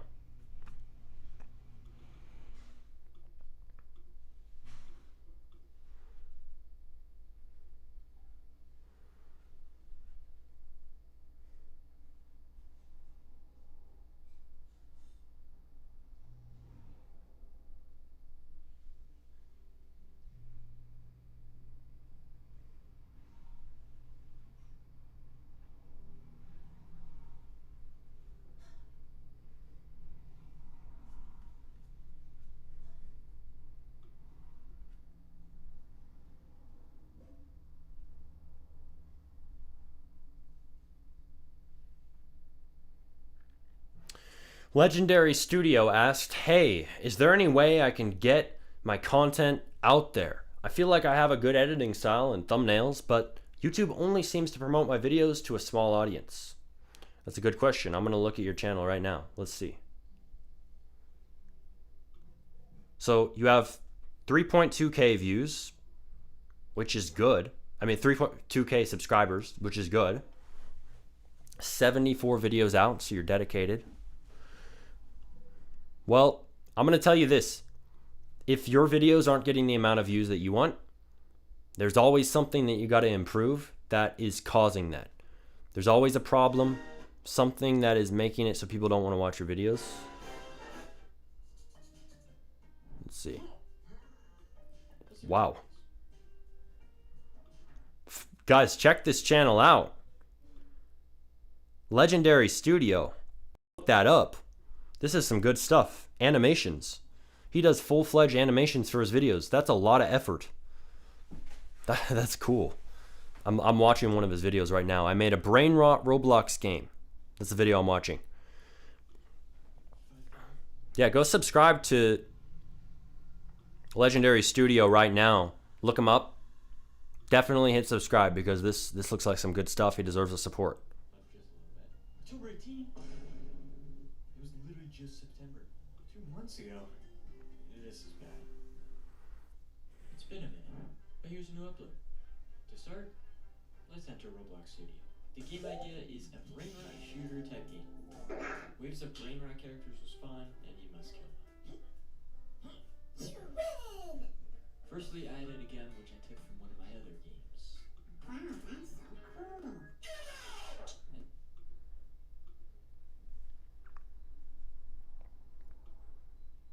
Yeah, I would say, it's really hard to say. It might be your thumbnails. I would say one thing, Legendary Studio, I would say improve your thumbnails. I'd say just keep working on that. I think your latest one looks a lot better than a lot of the others. But that is definitely a sticking point for a lot of creators out there in any niche, not just dev content, but any niche you're in. A lot of people struggle with thumbnails. I think a lot of people just kind of have a natural kind of struggle with graphic design skills, and yours aren't bad. They are good, but you got to have exceptional thumbnails to get a lot of views a lot of the time.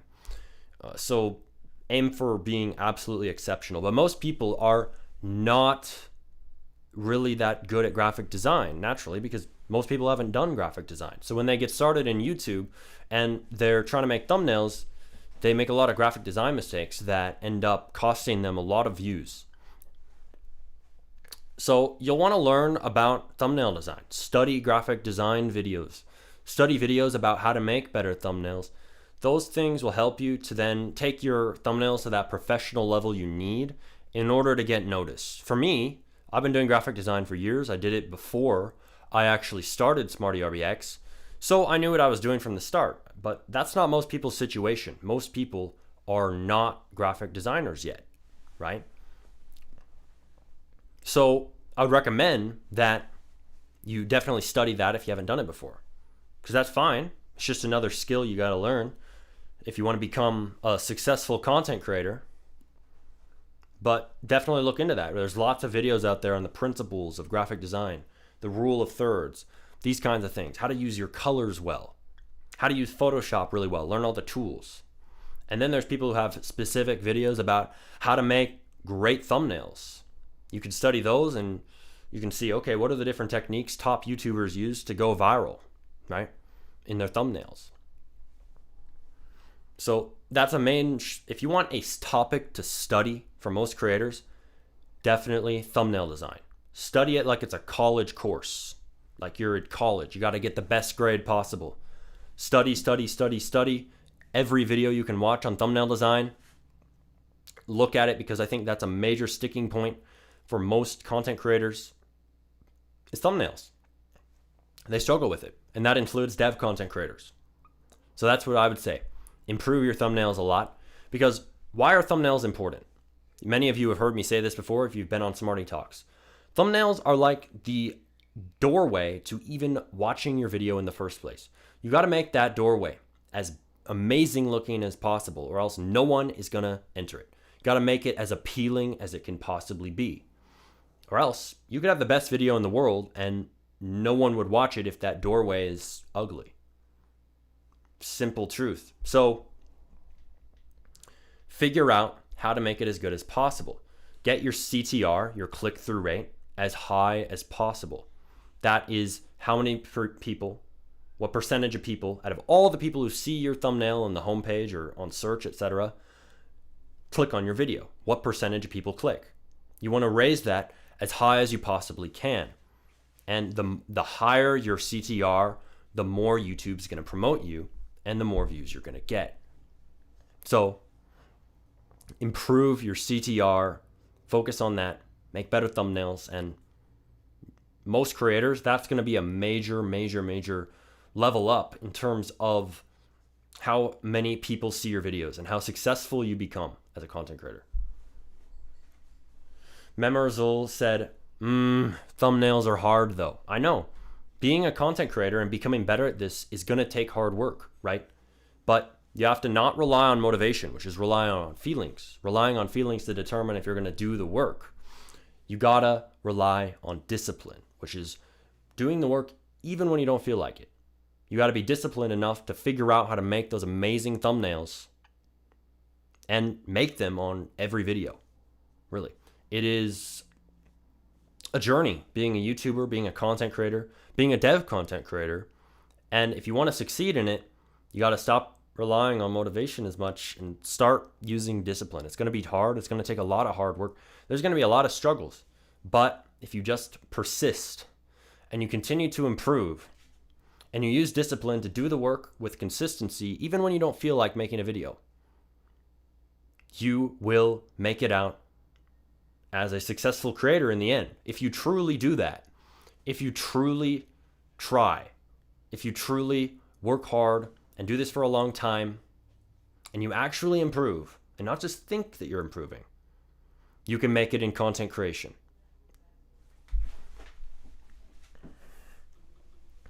But thumbnails are just one of those things. It might take work, but you got to improve at it, no matter what, no matter how hard it is.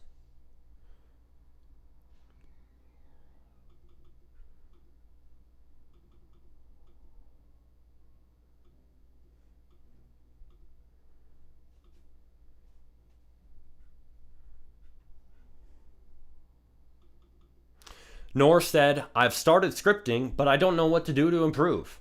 Well, Nor, I'm glad that you're here because I have actually made a lot of videos on that exact thing that you asked about.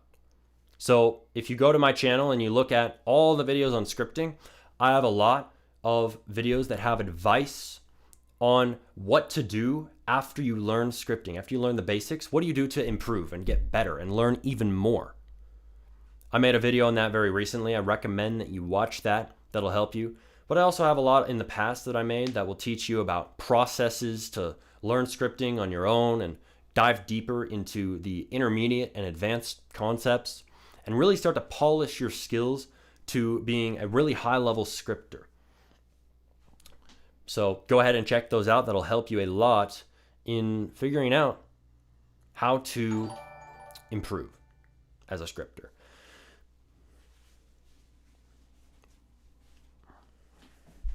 And largely it's about building on those fundamentals. The fundamentals are the foundation of your skill set. You build the rest of your skill set on top of that foundation. If you know the fundamentals really well, it'll be a lot easier to then learn intermediate scripting, advanced scripting, etc.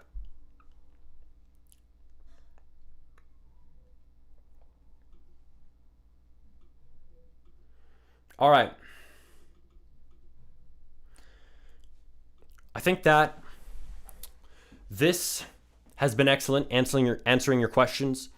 Thank you for watching this far in SmartyTalks and being here to learn about dev content. You're showing me that you are a very dedicated developer. You want to improve at this, and I commend you for that, watching this in-depth guide on how to succeed in dev content, which is a fairly complex topic. If you're here learning about that, I think that you have a lot more potential than most developers ever will. And I know that I say that a lot, but remember, it's really true because you are putting in the work. you are actually here trying to learn. And I can't say the same about most other people and most devs in general. They aren't putting in as much work as you are to learn. I mean, you're watching a really in-depth guide on a complex topic. Respect. So if you're here and you've learned from this stream, apply the things that you've learned. Apply what you've heard in this stream, because we've discussed a lot. And you can use this stuff to make a very successful channel in dev content and become a successful dev content creator. Or you can just continue watching more videos on YouTube and not really gain anything from this. It's up to you, right? The decision's in your hands. But I recommend that if you want to use your potential, that you just start making dev content. Use what you learned here to make educational content, or make entertainment content, or even make edutaining content, and see how far you can go in dev content. Because imagine how great it would be to have 10,000 subscribers, a loyal fan base who loves what you create, who comes back every single day to watch the new video on your channel, and you get thousands of views each time you post. That would be amazing, right? So keep that vision in sight as you continue in your journey in dev content, because you can reach it. I remember I started on Smarty RBX with just really a vision in my mind of what I wanted to do, a goal to reach 100,000 subs, which we're about to hit very soon. And I just kept going at it with dedication, persistence, hard work, and discipline for a very, very long time. And here we are today, sitting here with 95,000 subscribers. Well, I started in the same position that you're in. If you're someone who wants to make dev content, I was in your shoes without any experience really in creating content, without any videos out, feeling like I don't know, do I know how to do this? I don't know, and just deciding to just start, right? I was there, but you have to take that first step. So get started, and I can't wait to see how far you go in your dev content journey.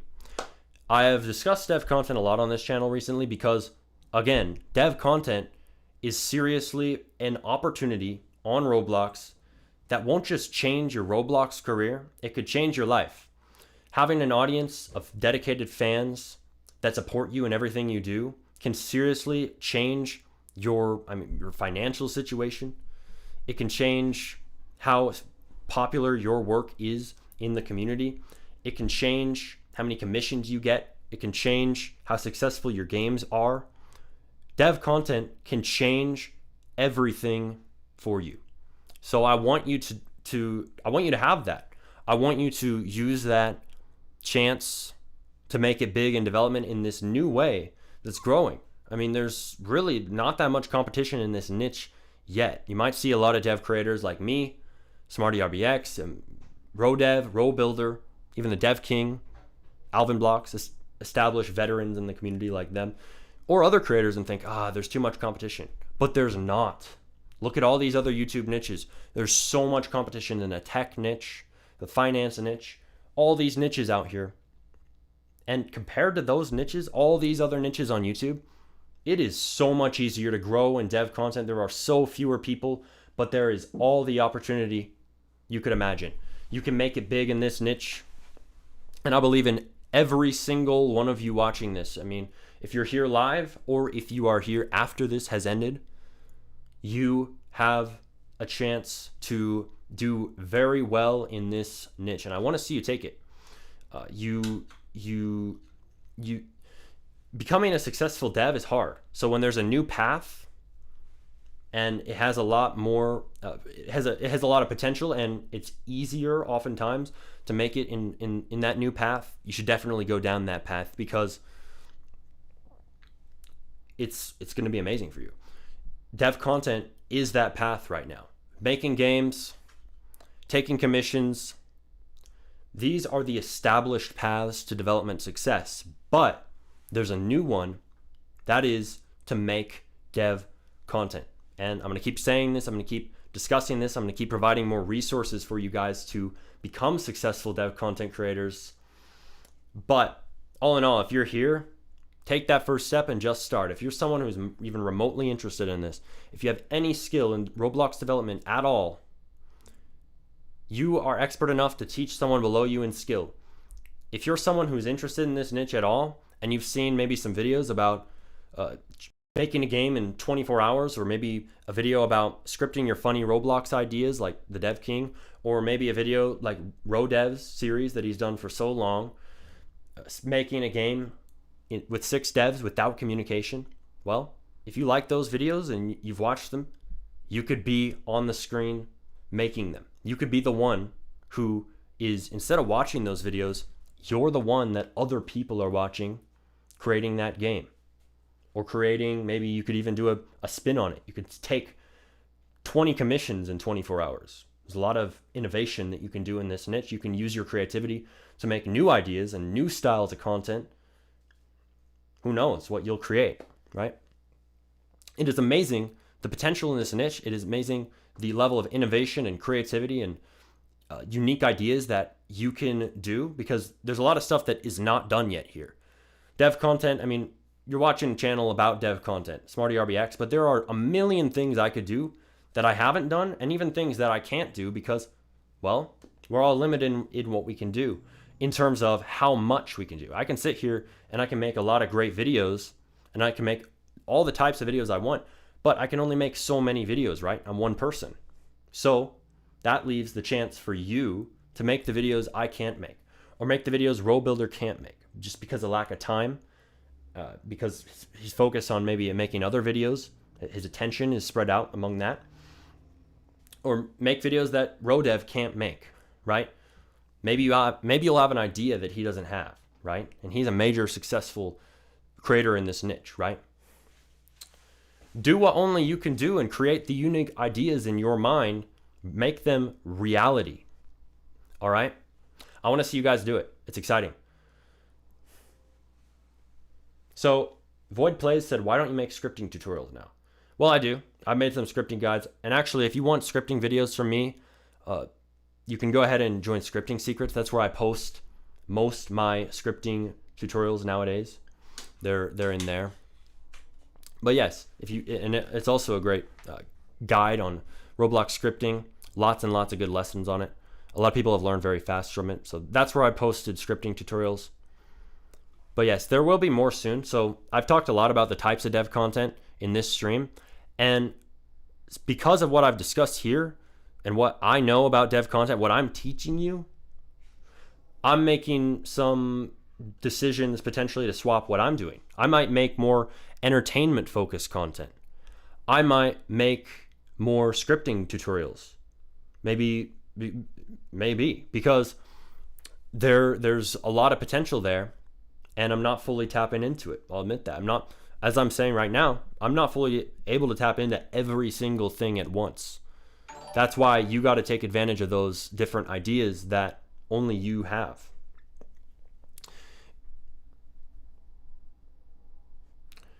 So yes, I'm thinking about doing those. But yes, good question. I wanted to answer that one because it stood out. But yes. So now think about the day that you wake up and you have 50,000 subs. That could be you. If you're here and you are someone who has any knowledge in development, who has any interest in this niche at all in creating in it, that could be you. You could make that a reality. You could have 50,000 subscribers, thriving fan base, upload videos, maybe get 2,000 views, 5,000 views or more right when you upload. Maybe get 10,000, 50,000, who knows, right? There's so much potential here. And anyone who's here, I mean, dude, the niche is yours. The world is yours, right? So just start.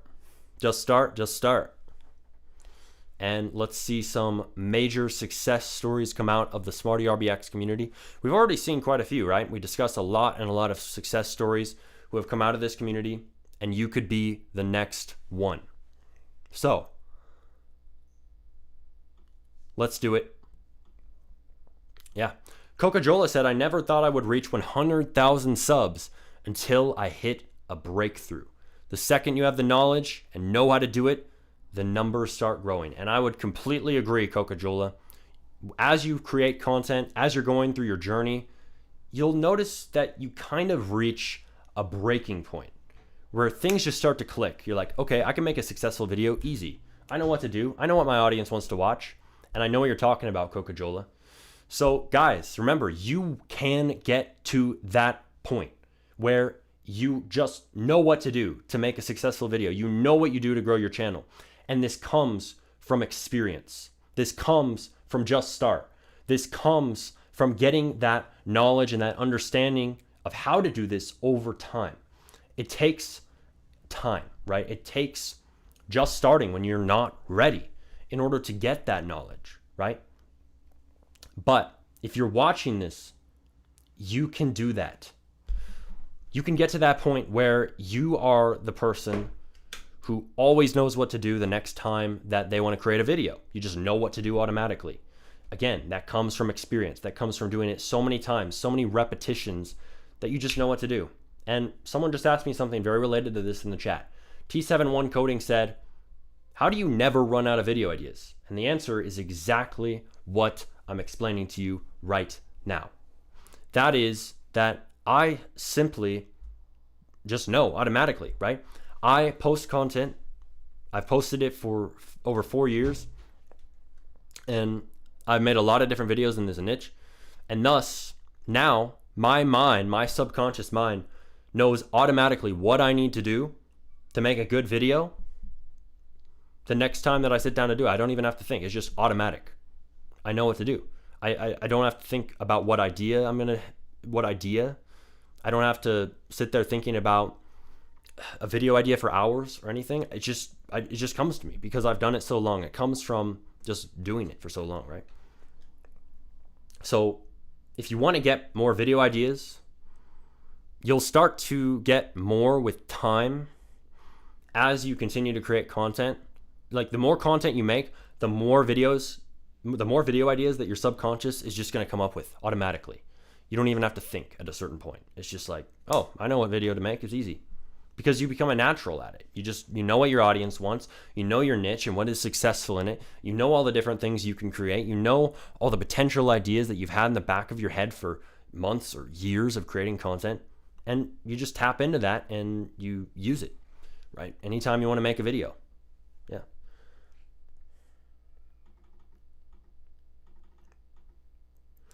Coca-Cola said, knowledge comes from consistency and failure. I forced myself to upload 2 videos a week for the entire year of 2024, and I went from 15,000 subs to 100,000 subs. That is an amazing grind, Coca-Cola. Respect. So guys, subscribe to him. Major example of success, someone who's in our community, who's on SmartyTalks watching, who is successful at content. And I don't think all of his content is dev content, but he has had some dev content. And so he's an example of that too, success in that as well. So use that as motivation, as a North Star, that there are people out there in this community who are becoming successful content creators. And really, you could be the next one. I mean, you can make it happen. You can get 1,000 subs. You can get 10,000 subs. You can get 50,000 subs with the right belief, persistence, dedication, and hard work. You can make it happen. Seriously. But the first step, I'll always say, is to just start. Hi, and so said, can you make Roblox development a job? If so, how hard is it to make it a job? Well, we've talked a lot in this stream about dev content. I think dev content, actually I know dev content is one of the best ways to make development your job. Seriously, because dev content is a new pathway to development success that did not exist before, at least in the same way. It's much more popular now. And I think that you can make development your job in a lot of ways. You can make development your job with games. You can make development your job even with commissions. But really, if you want the highest chance to do it, in my opinion, the best way to do that right now is to make dev content. Because dev content is really untapped. There's not, as I said, there's not that many creators in this niche compared to well-established niches, yet there's a lot of opportunity and potential in it for you to make a successful channel in it. And thing is, creators make a good amount of money. Creators can make a good amount of money. I've revealed this on my second channel. My peak month was $4,000 a month. I have not sustained that. I'm working hard to raise it, but you can absolutely do that or better, right? You can make a good amount of money through content creation, and dev content is becoming one of the best ways to earn money from your Roblox development skills, knowledge, insights. So use this chance to build a career for yourself in the Roblox community. And I mean, it's really, you don't have to get too many views to get $1,000 a month in income, for example, from ads. You really don't have to get too many views. I mean, I think it's somewhere around 500,000 views in this niche, maybe less, 400,000, 450,000 to make $1,000 a month. That's a really good portion of income. I mean, that's maybe a third or a half of what you need to live in many places. And that's huge, right? Because then maybe you could do dev content part-time and then do another job part-time. But then from there, say you monetize in other ways that we've discussed in this stream.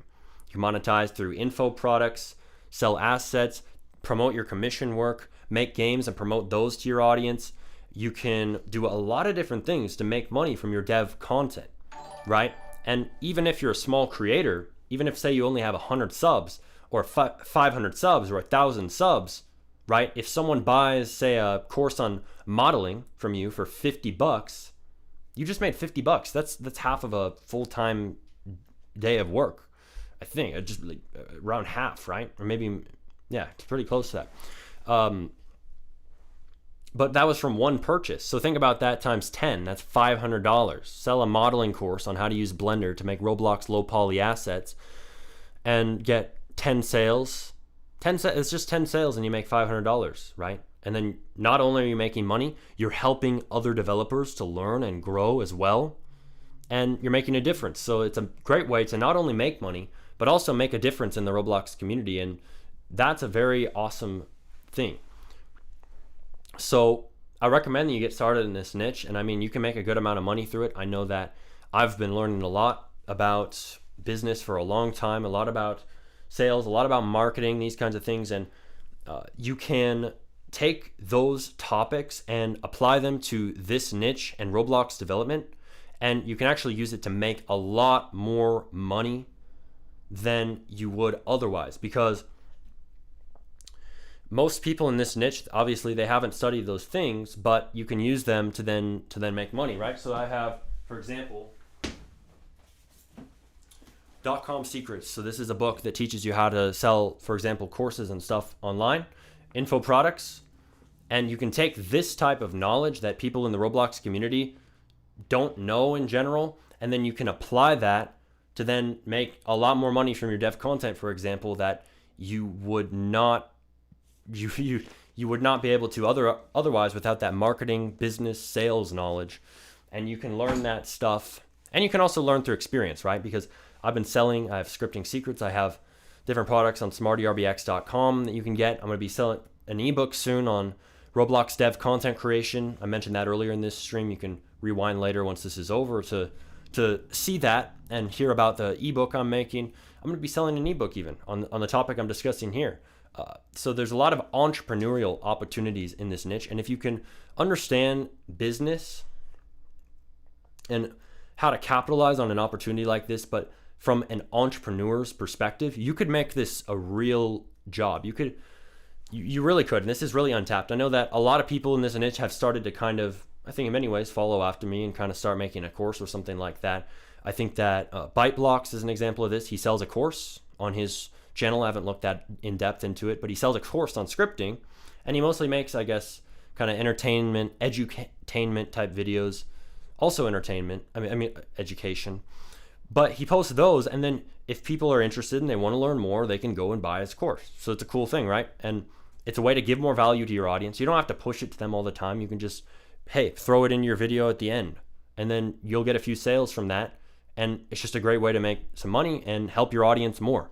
So you can do that, and then you can even pick up that book. If you get started in dev content and then you really want to take it to the next level and you want to start making really good money from your channel, and especially if you know something about development to teach, pick up that book and the other ones in the expert series, .com secrets, traffic secrets, the Russell Brunson series of books.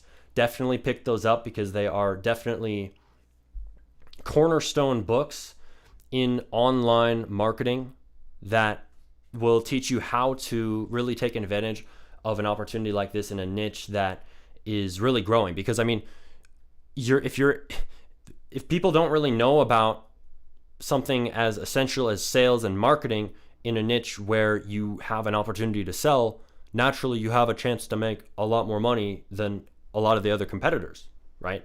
If people don't know about it, you have a chance to do better than a lot of competitors. And that means that in this niche, dev content, where most people are just developers, they haven't done that kind of thing, they haven't studied business, marketing, sales like me, well, that's an opportunity for you to then do that and then sell and market and give value in that new way that other people aren't doing. And it can really be a way to make development a successful career for yourself because you can teach other people and make money through that. I mean, look, if you want a real example of how this can be a major opportunity to make money, look up Roblox scripting course on Google. There are companies out there that aren't even developers. They're just companies, big, massive companies, and they teach other people how to script through courses. And they're not even developers. They're just companies who hire random people, or maybe hire someone who's an instructor who isn't really a developer, who isn't connected with the audience, to then make a course. And they sell it to, people who are looking for a Roblox scripting course, or maybe parents who want to get a course for their kid to learn scripting. But that just shows if big companies are tapping into this, why don't you, as a creator or as a developer who actually knows this space, who can build trust and a connection with an audience and actually understand them and know who you're talking to, because you're talking to developers who are just like you, they're going to trust you more than that big company. And if that big company is able to do well in it, you can do even better in a lot of ways. So think about these different ways. Use your creativity here, because if you use that creativity, if you use these different unique ideas like selling a course or selling an ebook or selling assets that other people aren't really doing that much, you can really make a lot from this. You can make a lot of money from dev content. I'm serious. This is really exciting for me, and I love teaching it because it's what I do. But it's also just awesome to explain a new opportunity that no one else talks about. There is not a single creator on YouTube other than me who creates dev content who teaches other people about it, which is interesting. I'm the only one who's teaching it. So I want you guys to take what you're learning here and realize that most people, in fact, pretty much nobody knows the information that you're hearing, and you can use it to become successful in this niche and make money from your knowledge and skills and insights. And you can build trust with an audience and build that connection up, and then start selling, give more value, and then earn from what you create and the value you give to the world. It's awesome. So just start and watch how far you can go. I think that any developer out there who's been struggling in other ways, if you know something about development, like if you can't make a successful game, definitely go. You could even teach your skill. If you only have one skill, like scripting, it can be hard without the rest of those team members to then make a successful game. So what you could do is you could start out teaching. You could teach scripting, and now that can be a new way for you to succeed in development in a new, unique way that other scripters aren't doing in general. And there's a lot of ways within this that other people aren't really doing. There's dev content, right? But within that, there's all these different monetization methods, even ones I haven't discussed. Like one I forgot to mention is to coach people one-on-one. So if you know scripting, there's a lot of people out there who don't know, who aren't really good at scripting, who aren't able to learn scripting through a video. It's just not their way of learning. That is not how they want to learn. But they would love to learn from someone teaching them one-on-one. Well, you can get paid for that. You add a little link in your description from a site called something like Calendly. Calendly is a website that lets you have people book appointments with you and pay to meet with you one-on-one. And you could teach developers or new developers one-on-one through this method, and you could make money from what you do. And the thing is, you got to understand that there's many people who can't learn through other methods, who need this way to learn. You're providing a service that other people need. People need this. People need to learn through one-on-one coaching. And there's not that many people who do it. It's a major opportunity. Again, I think a key word here has been opportunity. The only thing,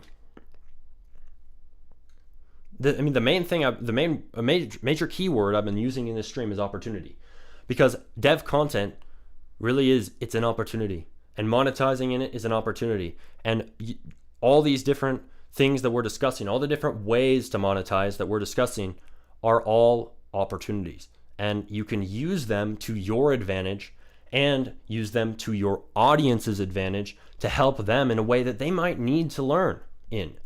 They might need to be taught how to use Blender one-on-one. They might not be able to learn at all through a video because that's just not how they learn. So you can teach them through one-on-one coaching, right? You can do it.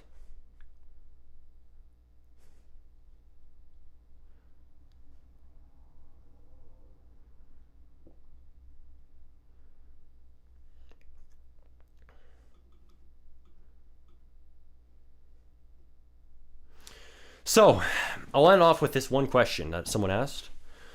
How do you keep up the motivation? From Princess Martin.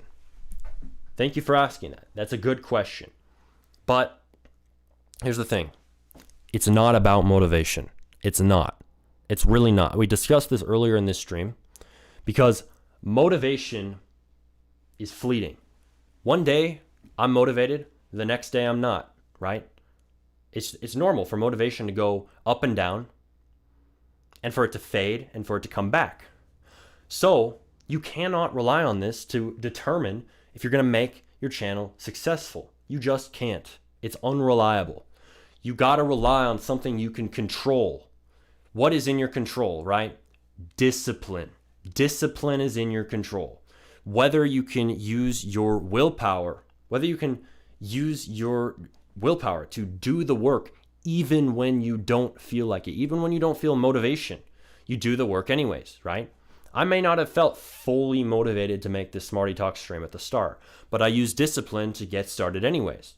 I'm motivated to do SmartyTalks all the time, but this time I was like, am I really going to talk for hours and hours and hours again? Takes effort, but I just did it anyways. Just like going to the gym. I go to the gym daily. Well, didn't go yesterday, but, right, got to use discipline. Daily. I got to go every single day. I didn't go yesterday. Didn't use enough discipline, really, to fit it in my schedule. It was a matter of time, right? So you got to use discipline. Everyone's got to improve all the time. And it takes discipline to go to the gym. It takes discipline to make a successful dev YouTube channel. It takes discipline to become a successful developer.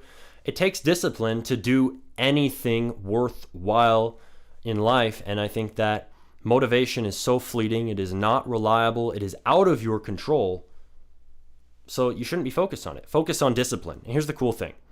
If you focus on using discipline, you'll notice that you actually get more motivated as you do the hard work. Isn't that crazy? You get more motivated as you're doing the hard thing. You might not have felt motivated to get started. You might have felt like, I don't want to go to the gym. I just hate it. But then you get there and you're like, whoa, actually you start lifting the weight. It's like, oh, look, I'm doing something hard. I'm proud of myself. I'm feeling better. It has a lot of effects on your body that are really positive, for example. I'm feeling great now. Got all this dopamine flowing through me. It's like, whoa, see, now I'm motivated, right? So discipline can bring motivation. I think one of the best ways to get motivation is to literally be more disciplined and use discipline more, right? So isn't that interesting? So focus on discipline over motivation. Now, if you want more motivation, a good thing that people always say is figure out your why. We've talked about a lot of whys in this stream. Why? Why should you create dev content? Well, there's a lot of reasons. We talked about how you can make dev content to make money, but we've also talked a lot about how you can make dev content to teach others and to make a difference, right? So that could be your reasoning, right? I'm motivated by both, for example.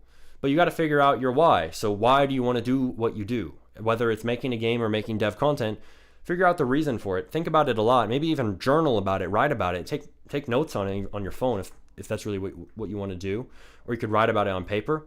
And figure out your why. Really dig deep into that. Ask yourself questions about it. And then you can really bring that motivation out of yourself a lot better because you know why you're doing something. If there's not a reason why, it'll be a lot harder to do it, right? So that's what people say, is really focus on the why. And I would agree with that. Modern Chris, yo, what's up, man? Modern Chris said, sup, Smarty? Been grinding with these Smarty Talks. I like this. Yes. Thank you, Modern Chris. Yeah, you got to use discipline to do the hard work, especially when you do not feel like it. And I would say today was an example of this. I asked myself, am I really going to speak for hours again on this stream? Am I really going to do another podcast for hours? I was like, yep, I'm going to do it. That's what we're going to do every single Sunday, like I promised them last stream. So I said it. Here I am. And yeah, we're doing it. We're rolling every single Sunday, 3 p.m. PST, Pacific Standard Time. That's when I'm going to do Smarty Talks. You can catch us live every single Sunday at that time. And I can't wait to see you all there every single time that we do it. Coca-Cola coming up? Definitely, man. Coca-Cola's coming up. Modern Chris, I see you're uploading more. Love to see it, man. Keep uploading, guys. Everyone here who's watched this far, just really, if you haven't started making dev content, just start. If you're already a content creator, make more content. And yeah, I'm excited to see what happens for you as you create more content, as you get started in this niche. If you haven't already, it's going to be great. Now, Modern Chris said, I got to come on one of these talks again soon. Yeah, that'd be awesome, Chris. I'd love to see it. I mean, I think the people would probably wonder too. Would you want to come on and show your face? Because we could put side by side, Chris here, me here. But thing is, you haven't ever, I don't think you've showed your face on YouTube. So it's up to you, but we could do that if you want. I am going to be doing Jeffrey James I'm going to have him in person soon, and we're going to do a podcast, and we're going to be side by side right here. I'm in my room. I make Smarty Talks in my room. We're going to do a podcast right here with Jeffrey James. I know you know Jeffrey James, but I realized, wow, we're near each other. So isn't that cool? A lot of people here, you probably saw the post I made recently on community posts about how I met him in person. We hung out, talked about content creation, that kind of thing.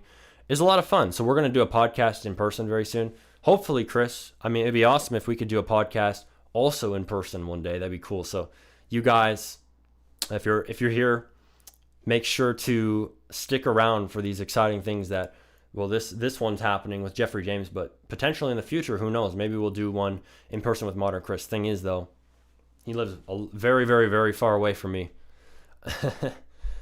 Come down to Miami. Yeah, I live in Idaho, and he lives in Miami. It's like we live on opposite sides of the entire country. So, yeah, lots of potatoes up here, huh? Yeah, I bring some potatoes with. All right, I got you, man. I'll come on the podcast. I'll sit down in the chair, and I'll just be holding a sack of potatoes. I'll be like, "What's up, man? I'm from Idaho. I'm not Smarty. I'm just a potato farmer. That's what I do."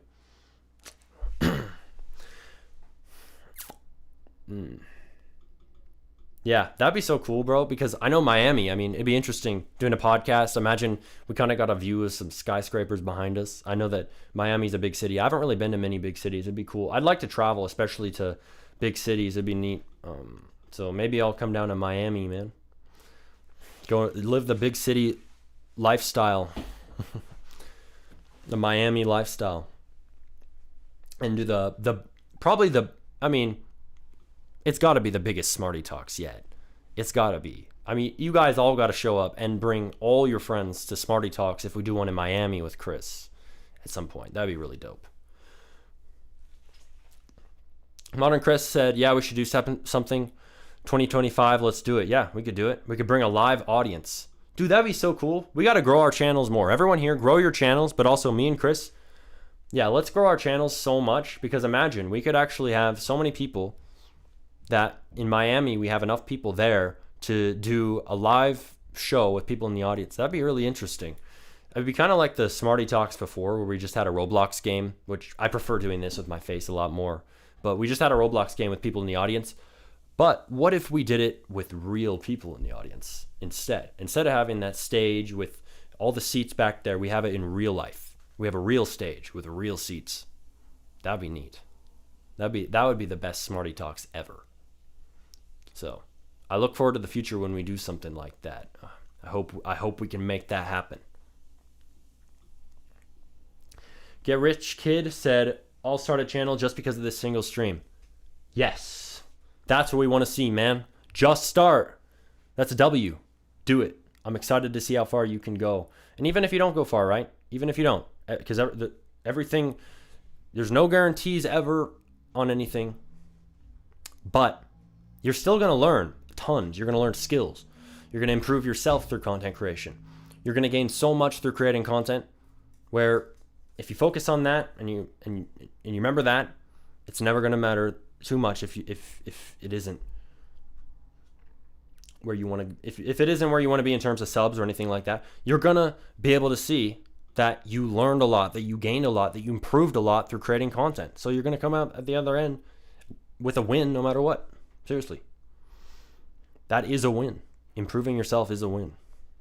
Improving and learning skills like thumbnail design, graphic design, community management, persuasion, public speaking, leadership. These are all amazing things to do, and it's a win.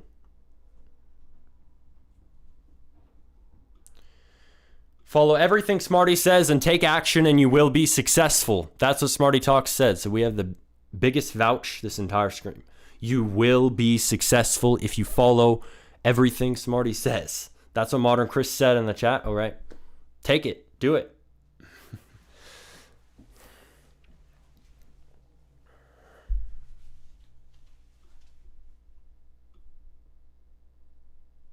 He's going to make an important statement. All right.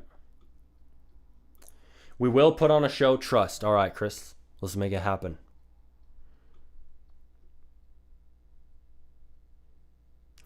You have so much value between Smarty and Modern Chris's catalog on YouTube. I feel like the missing words there are use it. That's what Modern Chris said. He said, you have so much value between Smarty and Modern Chris's catalog on YouTube. It is so true. If you're watching this, you have so much value in this stream. Utilize it. Apply it. That's what'll get you far.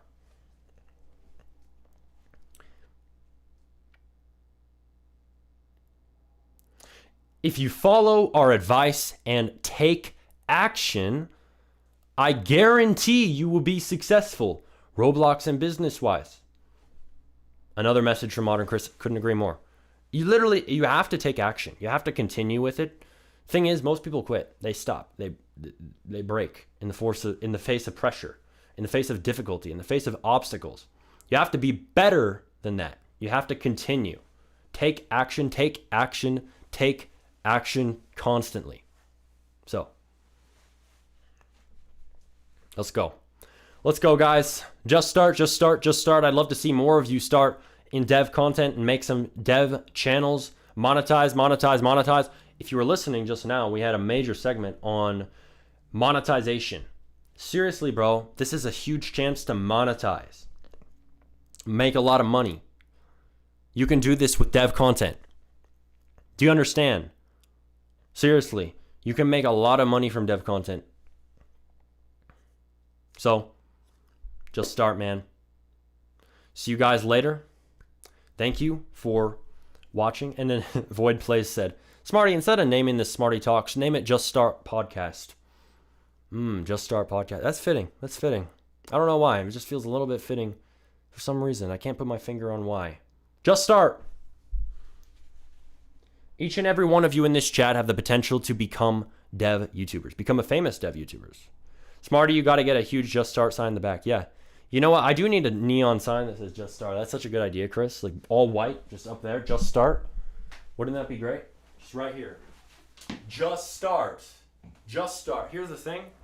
I have my dad. He's a graphic designer. I mean, I'd call him a graphic designer. He's done it for a long time. He used to actually do printing, and He learned graphic design. He did it for years. And also that's a huge reason why I'm a creative, because my parents were always creatives. My mom's an artist as well. So I became a creative person naturally because that's what happened, right? So your upbringing really influences you. But he's going to actually make merch that's Just Start themed merch. So watch for that. We're going to make some Just Start merch. So you guys can all be dripped out in Just Start merch. And we can see you walking down the street and know you're a real one who works hard, who's in the Roblox, who's in the Smarty RBX community. So I'd like to see you all wearing that Just Start merch soon. Once it's out, I gotta just start selling it. So we'll see that soon once he's done designing it. That'll be exciting. Yo, it's still going on, Stinky Pinky said. Yes, it's still going on. Someone said, I thought this stream ended hours ago. What happened? Well, we keep going here, right? We're persistent. We force things to happen. We force things to be good. And we continue with persistence no matter what. No, I mean, this stream, yeah, we continue with persistence, but this stream, it gets so easy when you do this stuff for hours because you become automatic at it. You get good, right? When I started making podcasts last year, it took a lot more effort and is a lot harder to just speak off the top of my head. It took genuine effort. But now I sit down, I make a podcast. Yeah, it can be a little hard to get in the flow state at first, but then from there, it's just boom, boom, boom, boom, boom. Information just flows out of my brain. It's easy, right? At this point in the stream, we've been streaming for hours. How long have we been streaming even? I don't even know. I didn't even realize we were streaming for 2 hours and 21 minutes. That is insane. But we've done it, right? And if you want to get to this point, the key is to just start and then just continue, right? If you want to make podcasts and be able to speak off the dome like I am right now, you can do that.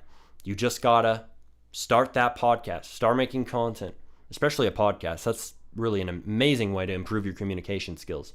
If you want to hear about how to do that, subscribe to Remy below, my second channel where I show my face in every video. And we're going to be having a video soon that you can watch about how to become a really, really good communicator through content creation. And also, hint, that video is going to talk a lot about podcasts and how to start one, how to start a podcast like SmartyTalks, how to do something like this, the steps needed to make an awesome podcast like this and use it to become a really good speaker who can speak off the top of your head without needing notes, teleprompter, nothing, right? So just start. All right. Modern Chris said, me and Smarty going to release a future song called Just Start. Comes out next Friday on Spotify. Totally true. Actually, you know what? Maybe I should make a Just Start song. I don't know. Maybe we should. Maybe we should, Chris. Just Start. That'd be a banger. That'd be a banger. Everyone will listen to that. I know it. You'll all watch that. Coca-Cola said, if there's one thing I wish I knew sooner, it was how to optimize my video for SEO and do keyword research. That is important, especially when you start and especially if you're doing search-based content. But as you continue in content creation, you'll start to find that you don't really need to focus on that because you get views through the algorithm mostly when you're bigger, right? So you definitely don't, it's not as important as you get bigger. And especially once you start building up an audience of fans who watches your videos with regularity, with consistency, you'll notice that you really don't need to do any effort in the tags, the SEO, even the descriptions. It can help a little with search, but at that point, search is a minimal source of views for you a lot of the time. I mean, sometimes you'll have a video that blows up in search, or a lot of the time, but still, algorithm will become your main source of views. So remember that. Kura said, how old are you, Smarty? I'm 18. If you watch Remy, my second channel, it's my name, you'd see 18 right at the top. I'm 18. Yeah.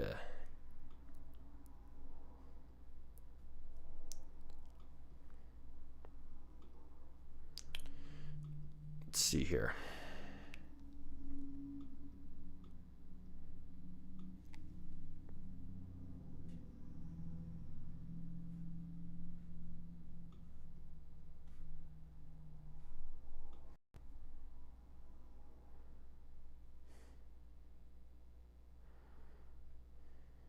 Modern Chris said one of the best ways to go viral on YouTube is to make a difference in someone's life through a video. You want them to transform / take a journey through your video, make it memorable. I agree. That's good advice, Chris. Make a difference and truly focus on giving value. We've discussed a lot about that in this stream. It's the key to getting a lot of views, and also the key to getting a lot of earnings and making a lot of money from your content, especially dev content. Because you can sell info products, you can sell information, you can sell courses, ebooks, that kind of thing. You can give more value to your audience through that. And that's a really powerful thing. But it all comes from giving value and making a difference. That's the core of it. Yeah, leave them learning or thinking in a new way with your video. You have the key. Exactly, Chris, because they're going to share that. They're going to watch that to the end because their mind is blown. You're blowing their mind. They have to watch. You're making a video that they literally have to watch, right? When you give so much value, that's what happens. You make the viewer feel like they have to watch to the end because they have to know what you have to teach. They have to know what you have to share. Make it happen. Dizzy RBX said, yo, Smarty, I have a question. Should I focus on commissions or making games? Depends, right? I think if you are someone who is either really still learning all the development skills and you don't really have knowledge in multiple skills, or if you're someone who doesn't really have the money to fund the marketing or the development of a game, do commissions first and then you can make games later. Commissions are a great way to earn funds to use to then make games later, right? You can fund projects with the money that you earn when you take commissions. So there you go. But it depends on your situation, right? Void Plays said, why did you start YouTube? I started YouTube because I wanted to. As I said, I've always been a creative person, but also I wanted all of it. I wanted the views, I wanted the subs, I wanted the ad revenue, I wanted to teach what I know. There's a lot of reasons.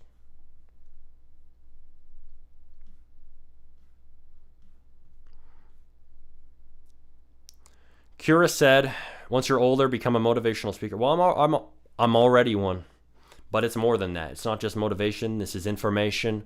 This is knowledge. This is secrets. This is what you need to make it in dev content and also really anything else. We're sharing a lot of advice you can use to become successful in anything, whether that's content in another niche or development, etc. You're learning a lot here that you can use to get success in a lot of things that you do or anything you do. So yes, we are. Yes, I'm already one. I'm already one. But it's more than that. It's more than that.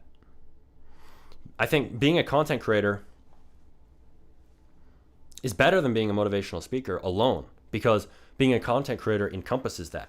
But it also encompasses not only being a motivational speaker, but also being an comedic speaker and being a educational teacher and being an informational teacher and being a speaker and being a person who speaks on a lot of different things in a lot of different ways, not just motivationally, but really gives value in so many different ways.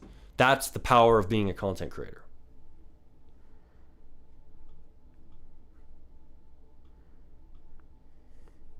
So, thank you everyone for tuning in to Smarty Talks episode 14. I can't believe how far we are going with Smarty Talks, and we're just going to keep going and going and going and going. And if you're here listening, we have got to all just win, win, win constantly. That's what we got to do. Win. Win in everything you do. Win in dev content and win in development. And yeah, do it. Just start and then work hard. And I think you can make a lot of cool stuff happen for yourself. So, Coca-Cola said, night guys got to wake up for the school grind, then come home, make more videos. Yeah, that's how it is, right? Constant grind. Grind, grind, grind. I will see you guys next time. Thanks everyone for tuning in. Can't wait to see the next Smarty Talks episode 15. I wonder what that'll have in store. That'll be awesome. So Subscribe now with notifications on. If you don't already have those on, turn them on. What are you doing? And then also subscribe to Remy if you want to learn more about the things that we've discussed here in content creation and also self-improvement, because that's what that channel is about. It's about content creation and it's about self-improvement. It's a really good channel that will help you in all of the topics that we've discussed here. And the next video, as I said earlier, is about speaking. You're going to learn how to speak like what I'm doing here off the top of your head without needing notes or anything. You're going to learn how to become a really, really good communicator and master your public speaking skills. And I think that you're going to love what's coming next. I have an editor who I haven't worked with before reached out to me to do this video, and I was blown away. He started on it. I was like, this is amazing, dude. This is incredible. It's going to be my best video yet in this channel, at least quality wise. You're going to love to see what's coming on Remy. I can't wait to see that channel grow as well. So yes, all of us, we got to all grow in content creation. Grow in who you are, grow in everything. Let's go. All right. Night. Everyone's saying night. All right, good night, guys. Later. I keep saying this is the end, and then I keep extending it because we got so much value to give. It's like it's just got to find a way to come out. It's got to find a way to leak out. All right. Just what happens, right? When you have so much value that you got to share, you can't help but share it. So let's go. I got to put a halt on the value. Guys, if you want more value, go subscribe to Remy and then literally rewatch this stream, all right? Enjoy that. I got to cap it off. All right. Too much value, too much, right? It's too much. I've given too much value in this stream. Someone said, are you worried about competition earlier? Because you're sharing how to do this? No, I'm not. Because I know, even if I create more competitors, I want you guys to be my competitors. Be my competitors. That'd be awesome.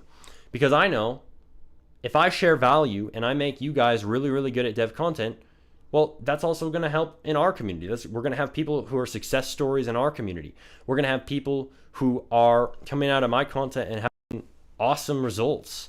And I'd love to see that. So it isn't, oh, is this a win-lose thing where it's just, I'm going to make a bunch of competitors? No, it's a win-win. I'm going to gain, you're going to gain. It's going to be great. You'll be able to build a following in dev content, and we're going to have people who are becoming success stories in our community, and I can say, yo, we got some awesome success stories in our community. What's up? So it's a benefit.